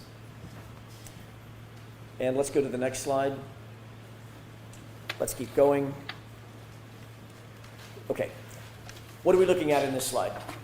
So this slide, it's a paper that describes how to evaluate vehicle pedestrian impacts and how someone moves and the projection of that body. Did you seek to analyze a fulsome understanding of whether it was possible that Mr. O'Keefe was hit on his lower extremities? I did, yes. Why did you do that? Why was that important? Well, because with automobile pedestrian impacts, the lower extremity, your legs, your ankles, your knees, that's the most injured part of the body during auto-ped impacts. So if he's going to be impacted at that speed, especially at center of mass, there's likely going to be injuries to his leg, to his knee. The bumper lines up with the knee. That's one of the most commonly injured parts, as the bumper pushes into the knee, fractures the tibia, the fibula, or damages the knee joint. Did John O'Keefe suffer any injuries to his lower extremities suggestive of a vehicle impact? No, I believe the only injury was a 0.5 centimeter abrasion on the outside of the right knee. Could Mr. O'Keefe have suffered a 0.5 centimeter abrasion on the outside of his right knee by being struck by an SUV at 24 miles an hour? I don't believe so. I don't see how those kinematics would work. Sustained. Do you have an opinion as to whether or not that injury was from being struck by an SUV at 24 miles an hour or somewhere around 24 miles an hour? I do. What is that opinion? I do not believe that injury is consistent with being struck by an SUV at approximately 24 miles an Do hour. you hold that opinion to a reasonable degree of scientific certainty? I do, yes. Did Mr. O'Keefe suffer any other injuries to his legs or his lower extremities other than that small, how big was it? How many centimeters? 0.5 centimeter abrasion. That small 0.5 centimeter abrasion. Did he suffer any other injuries to his lower extremities indicative of being struck by a vehicle? I don't believe so, no. Okay. Let's go to the next slide. Taking a look at the photograph on the right, concentrating on that for a second. How did that SUV get in that condition? That was by striking the dummy at 29 miles an hour, and that was a center of mass hit with the dummy. Were you able to review photographs of the subject SUV, Ms. Reed's SUV? I was, yes. Did her SUV suffer or suggest any kind of damage anywhere close to this? No, the only real damage was to the outer taillight cover on the fender itself was fractured. Next slide, please.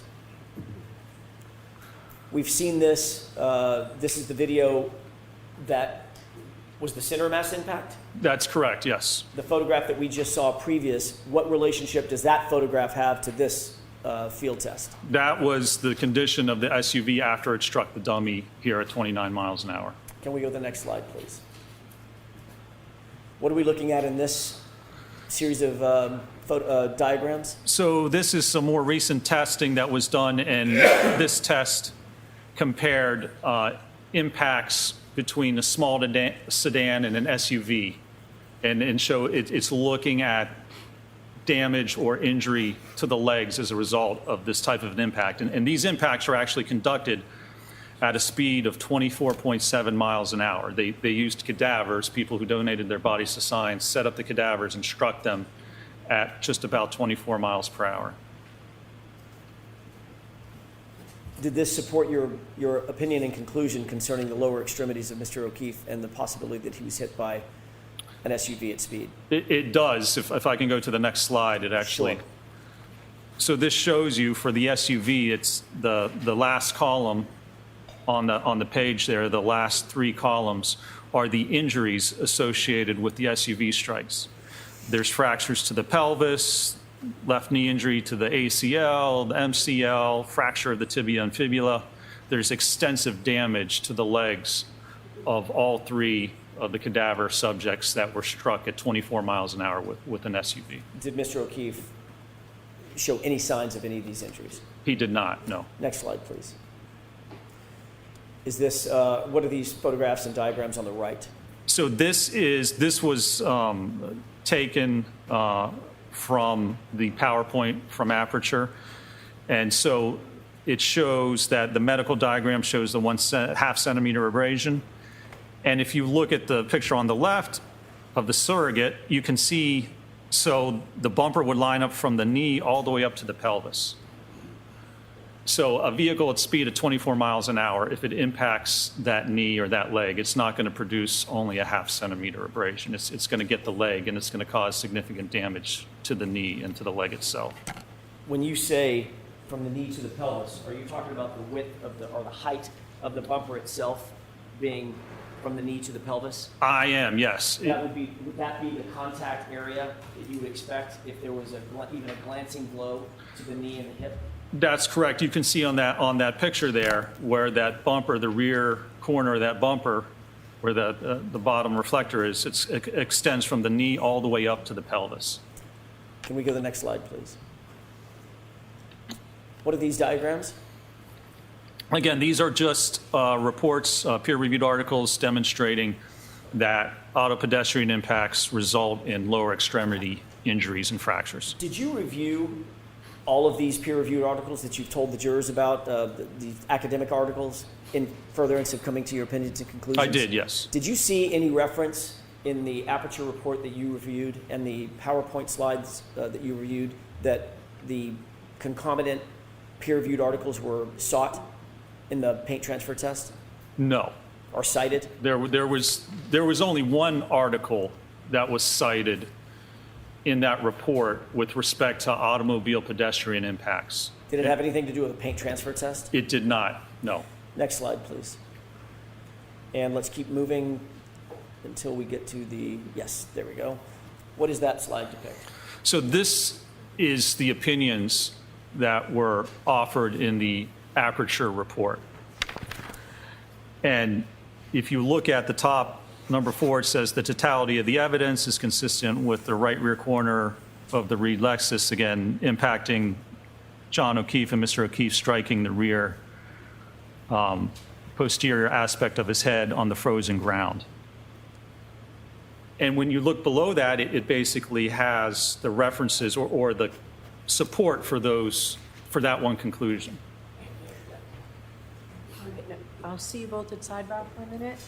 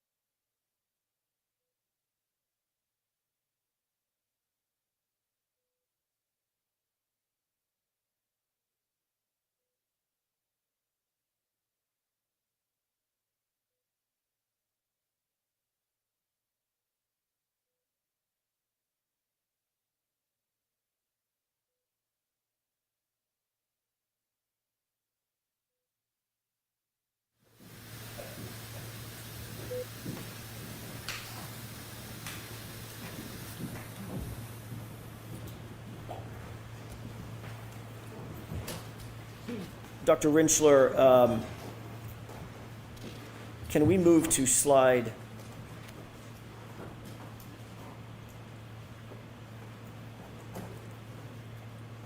Yeah, just a moment, Your Honor. 70, Mr. Jackson? That's what was, I was just right here. 7, thank you. I wish my eyes were better.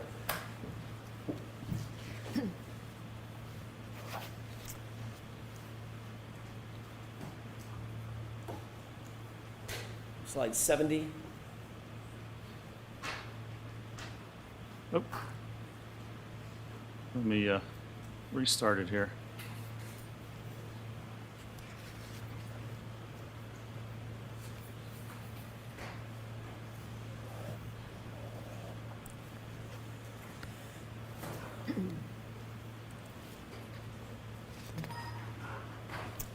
Thank you. Okay, what are we looking at in slide, this is slide 7, yes. What are we looking at in slide 70, Dr. Rinschler? So this was the one article that was referenced in the Aperture report with respect to automobile pedestrian impacts. And there was a chart from there that was referenced in the PowerPoint that indicates the head's the most commonly injured body region in pedestrian impacts. And what significance did that reference have in your analysis? Well, that's not accurate. This article was written in 1979. And the first modern SUV, the Jeep Cherokee, wasn't manufactured until 1984. So this is an article that's 46 years old that doesn't actually relate to this type of an impact. And that's the only peer-reviewed reference with respect to automobile pedestrian impacts that was cited in the entire Aperture report. Can we move to slide 71? Do you recognize what's depicted in this slide? I do, yes. What is depicted here? So this was hybrid. This is the 50th percentile hybrid 3, the same dummy that we utilized. And Dr. Welcher performed a test where Can I interrupt you? Sure. So this ATD, anthropomorphic test device, was not a 95th percentile test device? It was not, no. Is it 50%? It was a 50th percentile, yes. Is that the same exact, not the same exact, same exact sized ATD that ARCA utilized in all of its testing? It was, yes. Okay. And to get the forces on the head, Dr. Welcher scaled the acceleration results based on the weight, which is what I was talking about yesterday. You scale the results from the 50th percentile. That's exactly what Dr. Welcher did in this case. Is that an appropriate way to adjust for the size of an ATD? It absolutely is, yes. Okay. Go ahead. So this test, what he did, he took a 50th percentile dummy, stood it up, and then let it drop backwards and strike its head on a concrete surface. Next slide, please.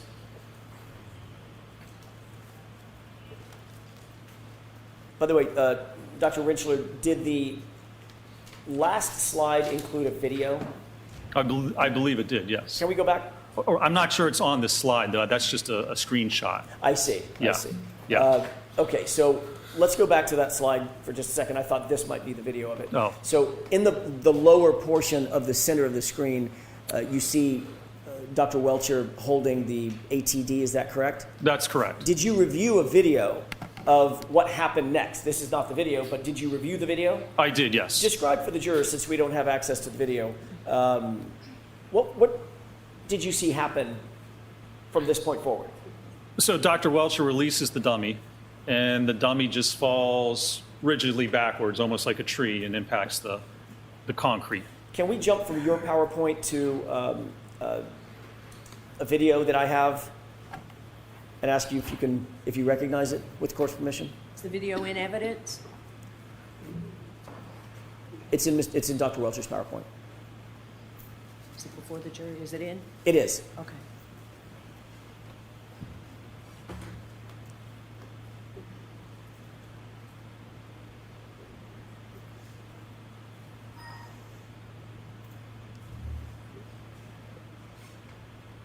Okay. Do you recognize this? I do, yes. Is this just look like the same screen, basically the same thing that you just took a screenshot of? It is, yes, sir. Okay. If we could play the first couple of seconds of the video and pause it. As that video began to play, did you recognize this as being the same video that you reviewed earlier? It is, yes. And did you utilize this in coming to your opinions, I did, yes. opinions and conclusions in this case? I did, yes. Thank you. Let's go ahead with the court's permission. Can we play the video? Yes. Thank you.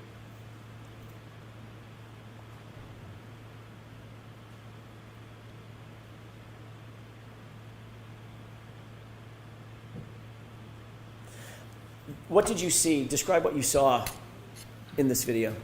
So this is a passive rearward fall of the ATD dummy.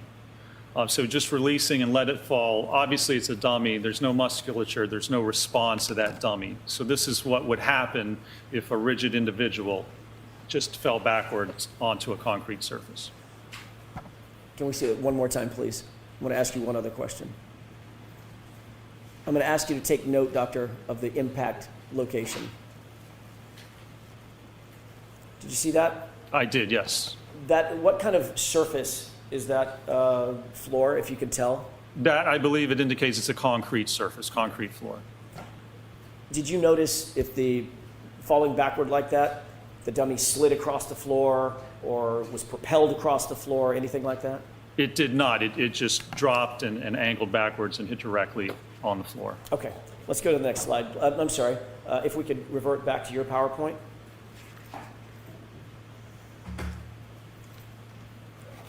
And if you could pull up slide, I think it's 72.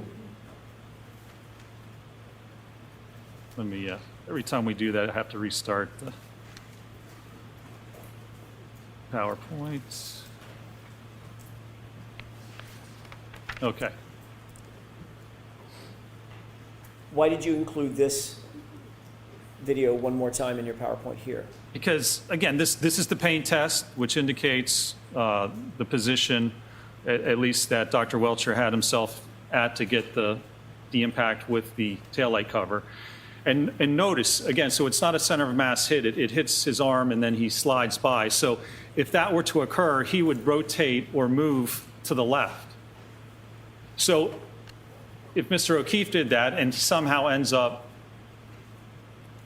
falling backwards, rigid directly onto his head, he's going to have to rotate at least 270 degrees and then stop and then fall directly backwards onto his head. There's no explanation of the kinematics. Sustained is to the end of that. I'll strike the end. Do the kinematics support what you just suggested? Objection. Sustained is to form. What do the kinematics support? Objection. I'm going to see you at sidebar for just a minute. Jurors will be taking our break.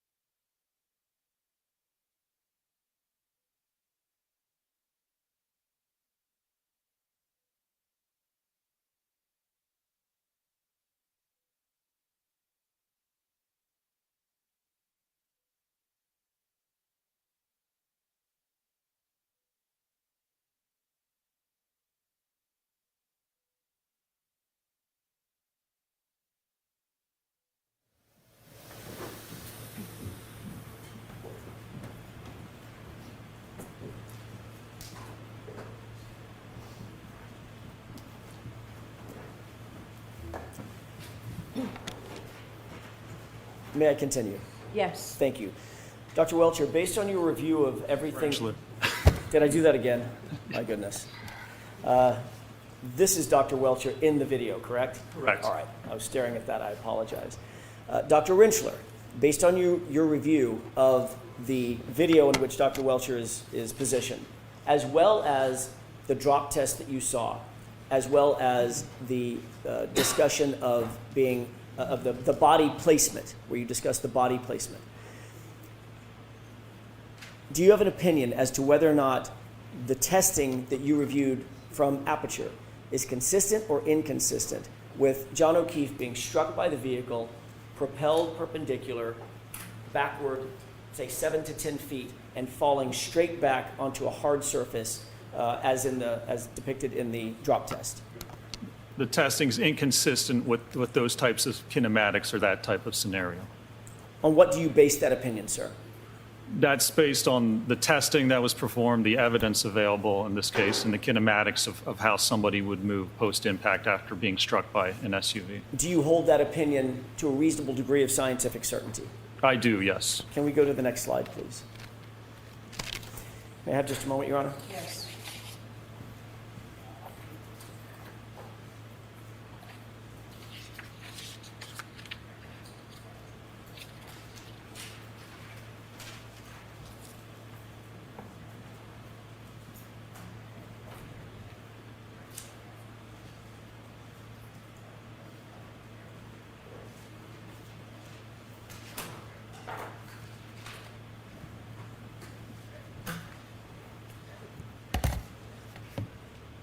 Finally, Dr. Rinschler, do you have an opinion, or did you reach a conclusion, whether the biomechanical evidence in this matter is consistent or inconsistent with Mr. O'Keefe's right arm being impacted by the subject 2021 Lexus 570, resulting in a backward fall leading to the head injuries that he suffered? I did, yes. And what is that opinion? My opinion is that the evidence is inconsistent with Mr. O'Keefe being struck on the right arm by the SUV and then moving laterally into the yard and falling backward onto And the do you back hold of his that head. opinion to a reasonable degree of scientific certainty? I do, yes, sir. Thank you. That's all I have, Your Honor. Okay. So now we'll take our break, folks. We'll see you in about 20 minutes. Please rise for the jury. Jurors right this way. Just follow up. You are muted.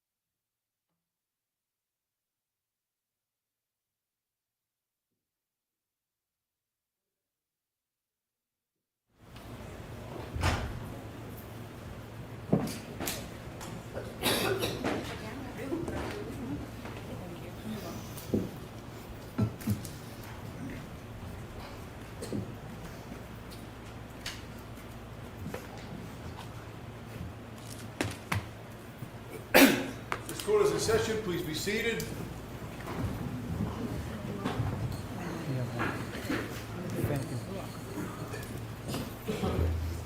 All right, Mr. Brennan? Thank you.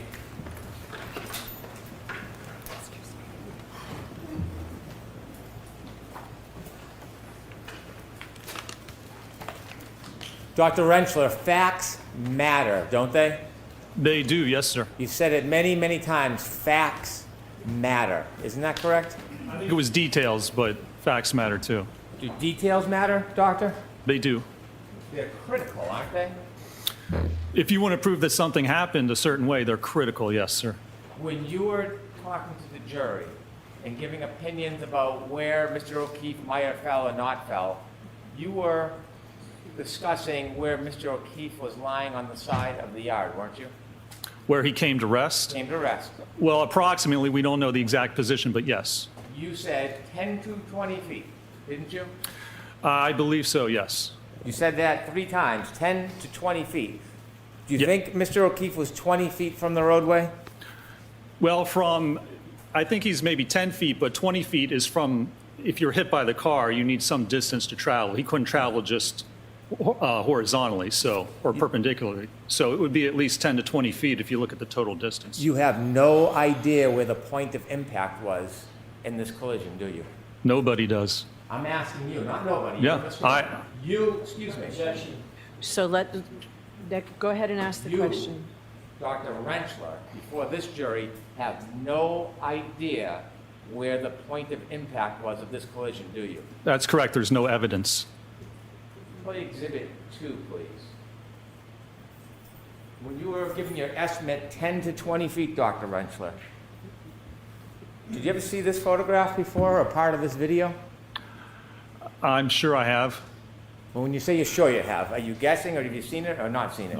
I'm sure I've seen this before, yes. So you've seen this before. Yes. And when you looked at this video, did you look at the street and look at the area where Mr. O'Keefe was? Sure, yes. Sure? Yes. 20 feet, Dr. Rentschler? The way I explained it to you, yes, sir. 10 to 20 feet. Details matter, don't they? They certainly do, yes, You sir. take that down, please. Did you speak to anybody today before you testified about Dr. Welcher's testimony in court? I did not today, no, sir. Before today, did you speak to anybody about Dr. Welcher's testimony?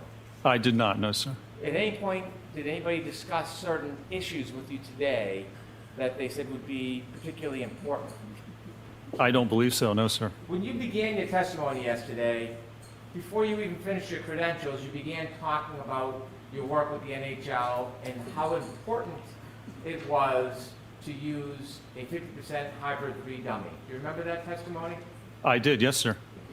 And you hadn't even finished your credentials yet. Was it brought to your attention that there was an issue in the testing because you or Dr. Wolf or you and Dr. Wolf chose to use a 50% dummy? Not at all, no, sir. In your preparation for your testimony, was it discussed at all that at the beginning you should get ahead of the issue and talk about the 50% dummy? I didn't know it was an issue, no, sir. Well, you know that the 50% dummy represents somebody who's 5'9", correct? Approximately, yes, sir. Approximately 173 pounds. 171, 172, somewhere around there. And Mr. O'Keefe, how much did he weigh? 216, I believe. How tall was he? He was 73 inches, I believe. So that is not a representative height and weight for Mr. O'Keefe, is it? That height and weight, no, sir. And so if you were making projections or analysis based on limb weights, they would be inaccurate if you didn't make adjustments, correct?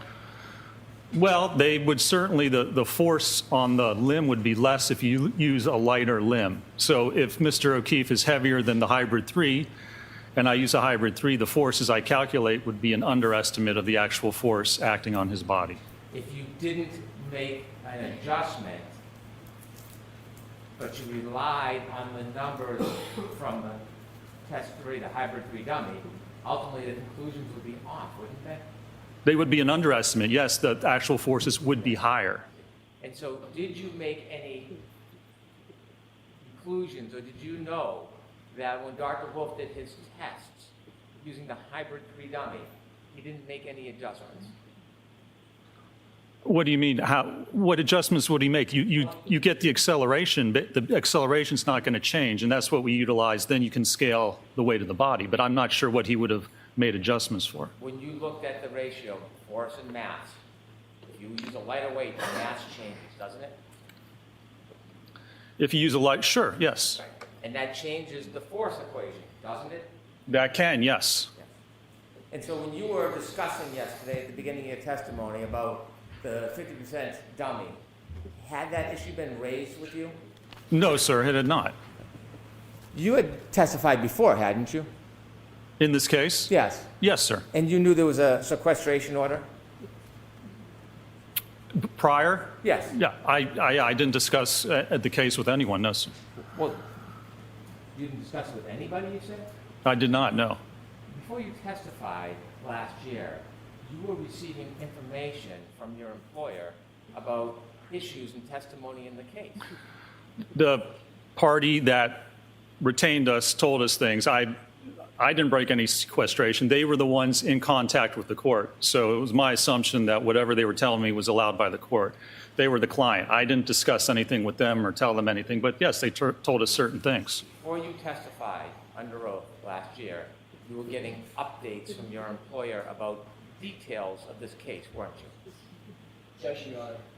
May we approach? Maybe we can approach briefly.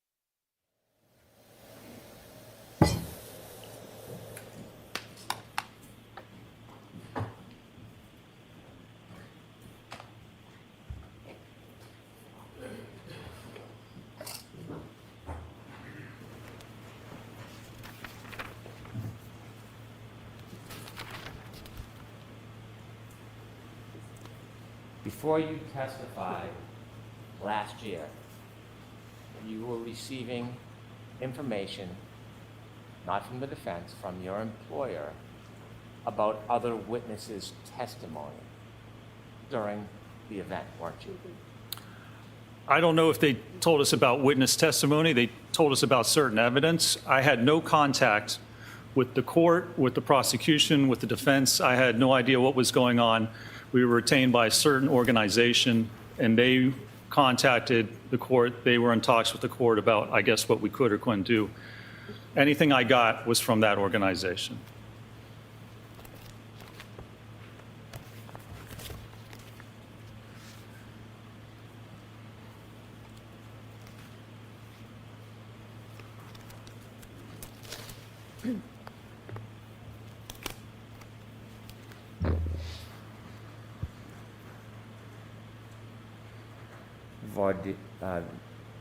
Voir dire 2, 118, line 15. Did you testify under oath that they did inform me, yes, about testimony and situations and events that came forth in the event that I was not aware of? I don't know. They told us about evidence. I don't know if it was specific to who testified to what, but they told us certain things, certainly, yes. What I just said to you, are those your words, sir? I have no idea. I mean, if that's what's in the record, I assume it is. Would you agree it certainly helped you prepare? It helped me prepare. Yes. It didn't make a difference to my analysis or conclusions. Made no difference at all? It did not, no, sir. Would you agree it helped you understand what was going on during the trial? I don't think it made a difference at all, no. It doesn't change the facts that I evaluated or the analysis I conducted or the conclusions I came to. And so as you sit here today, you are denying that that information certainly helped you prepare. How did it help me prepare? It didn't change the opinions I offered. It didn't change what was in my report or what I'm opining to or testifying to today. It hasn't changed anything I've ever testified to. I'm going to ask you a very specific question, and I want you to give me a very specific answer. So just go ahead and ask the question. Are you denying that receiving that information certainly helped you prepare? Honestly, I can't remember. It didn't change my opinion. I don't see how it would help me prepare. I remember there was evidence about trace DNA found that we didn't know before.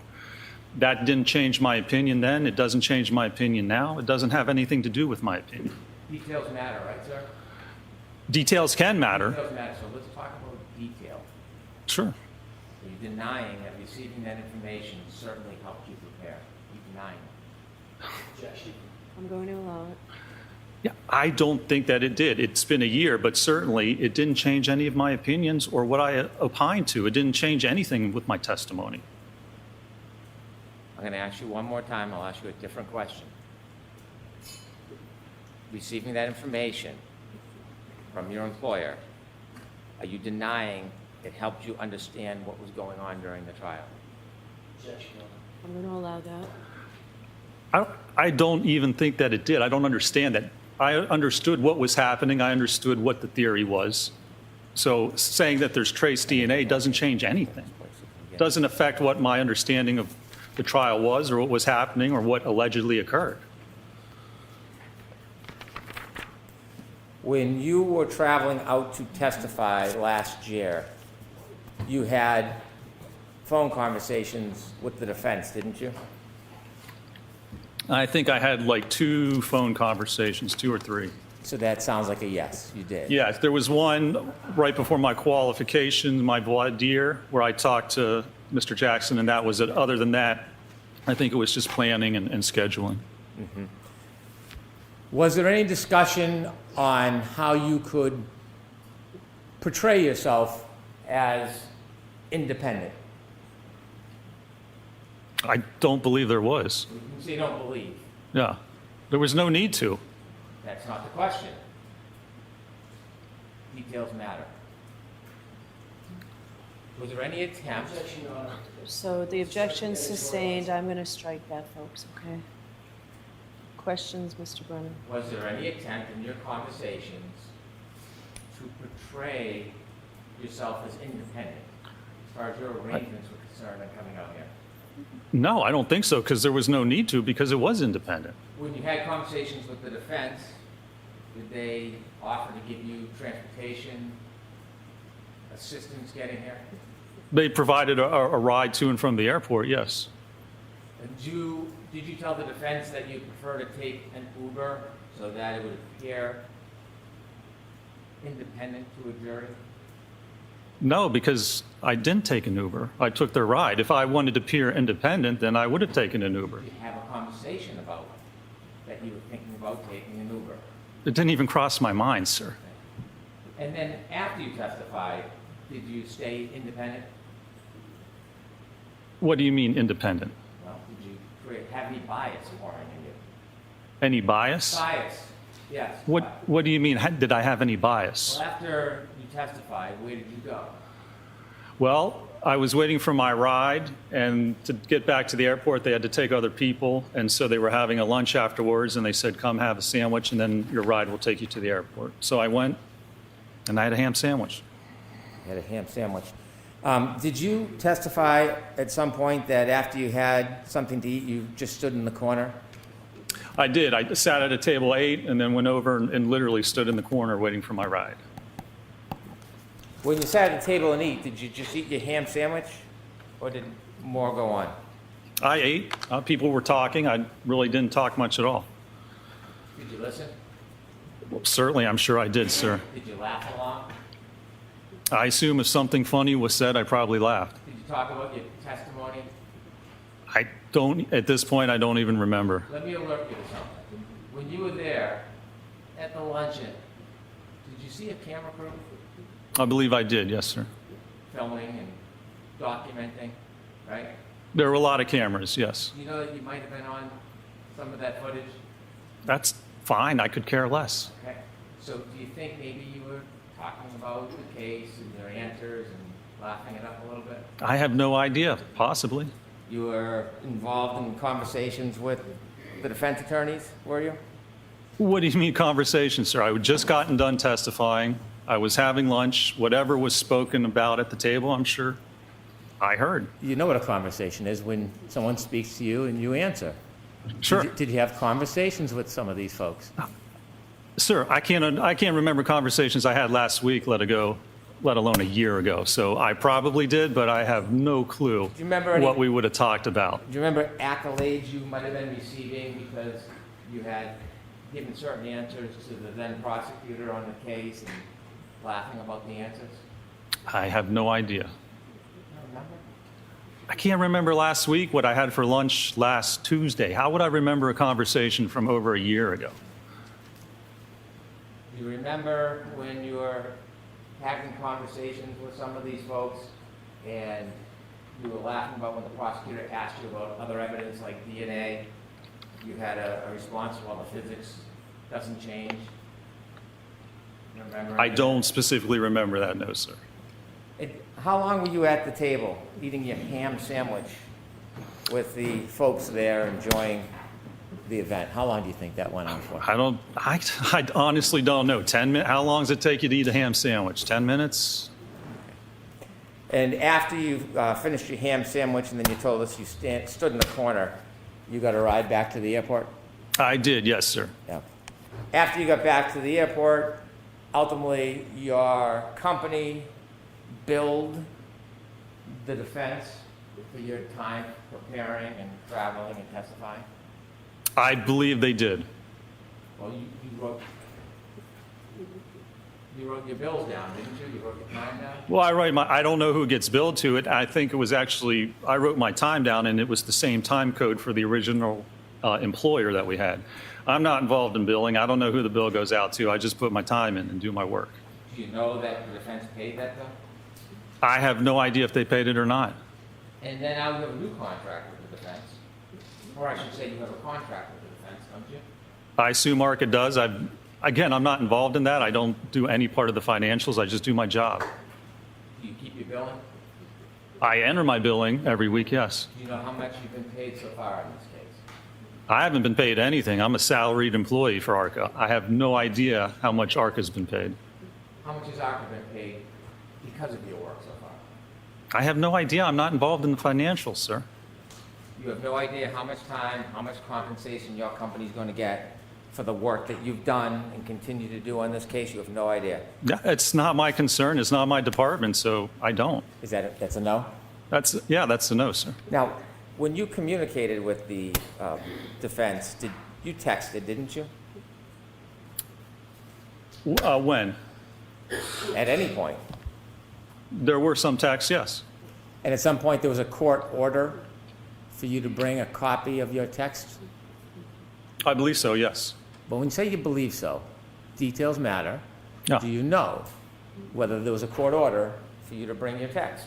I believe there was, yes. Did you comply with that court order?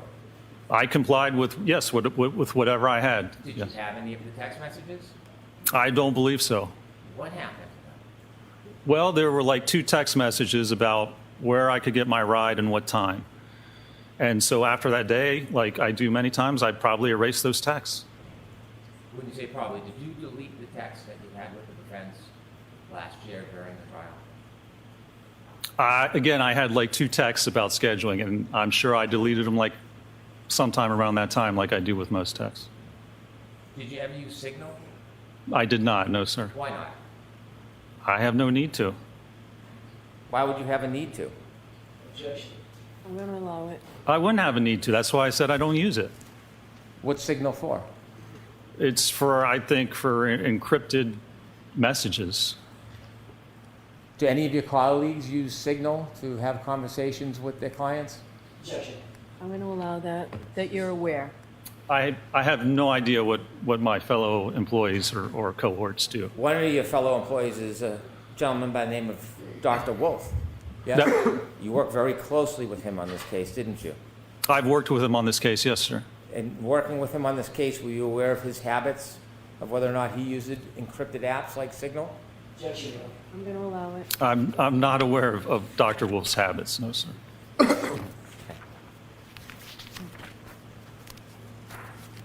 When you worked on this case, when you began, you worked with a gentleman by the name of Mr. Klein? But Scott Klein is another engineer at ARCA that worked on the case, correct? And you worked with Dr. Wolf? That's correct, yes. You worked as a group?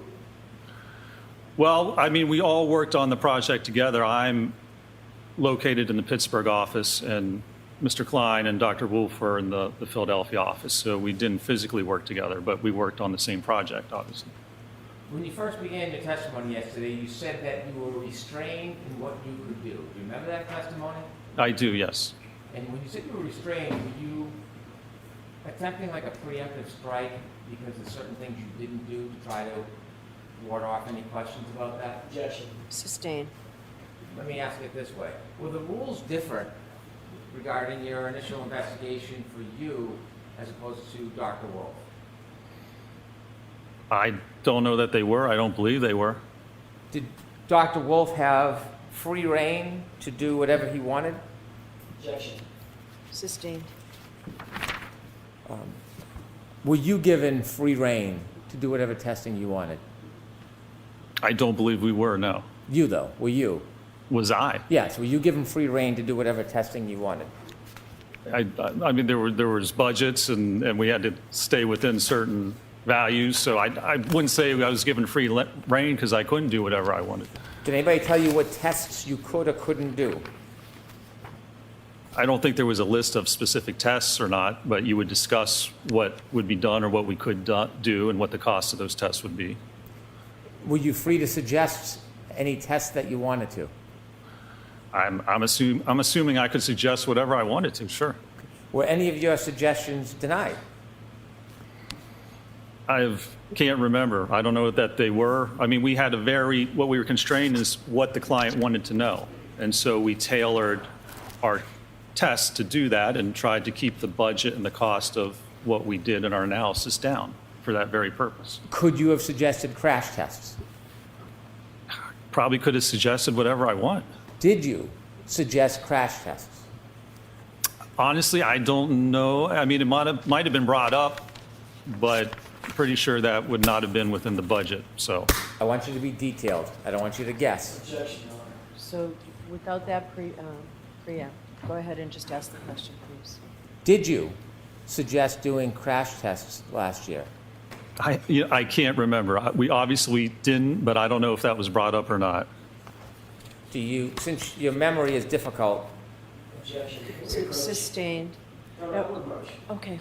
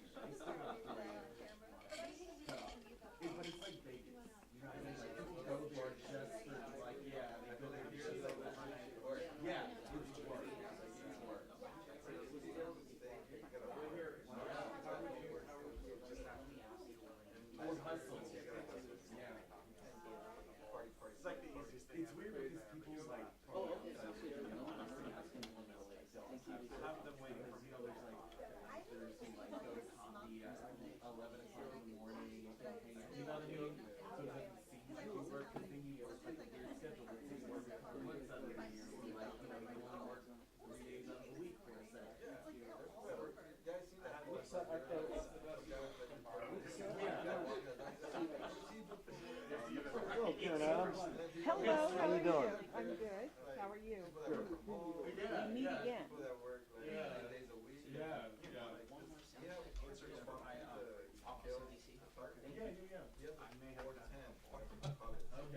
Sound check. Who's got their speaker on?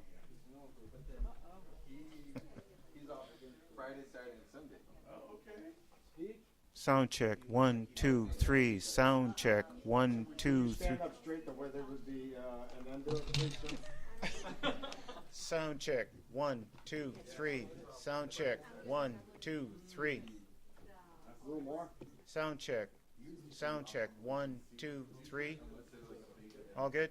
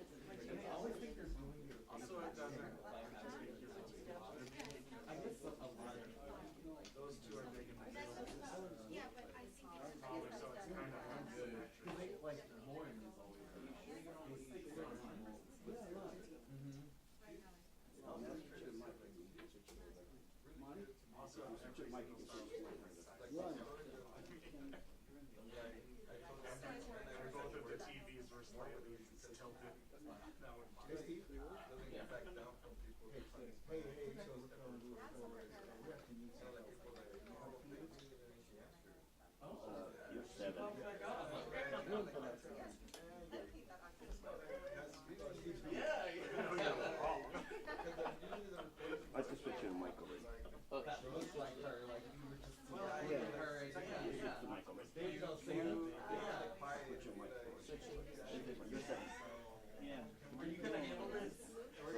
Is your camera on mic?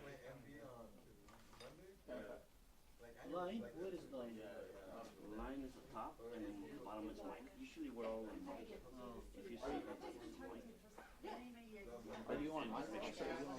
I'm on mic. You're on mic. Everybody's on mic. That's probably the problem. Yeah, so Check, check, check. 1, 2, 3, 4. 1, 2, 3, 4. Check, check. Check, check. 1, 2, 3, 4. Check. 1, 2, 3, 4. Check, check. 1, 2, 3, 4. Check, check. 1, 2, 3, 4, 5, 6, 7, 8, 9, 10. 1, 2, 3, 4, 5, 6, 7, 8, 9, 10. Check.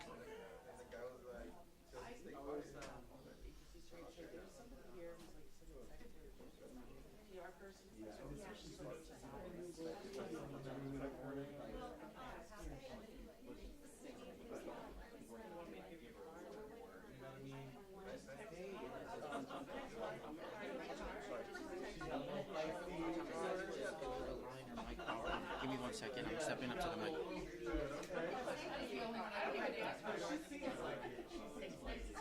mic. Mic check. Mic check. Mic check. Sounds good. Sounds good. Oh, Everfat's giving me a thumbs up. I don't know. I'm just waiting for him.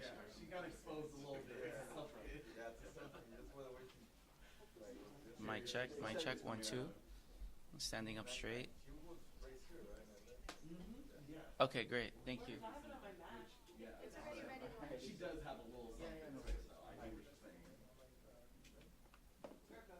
Like Megan. Yeah. She'll be the same way too. I don't know. Really? I'm actually texting. Oh, are you? Did they figure out like this? Oh, okay, yeah, they wanted to. Yeah, they were there after.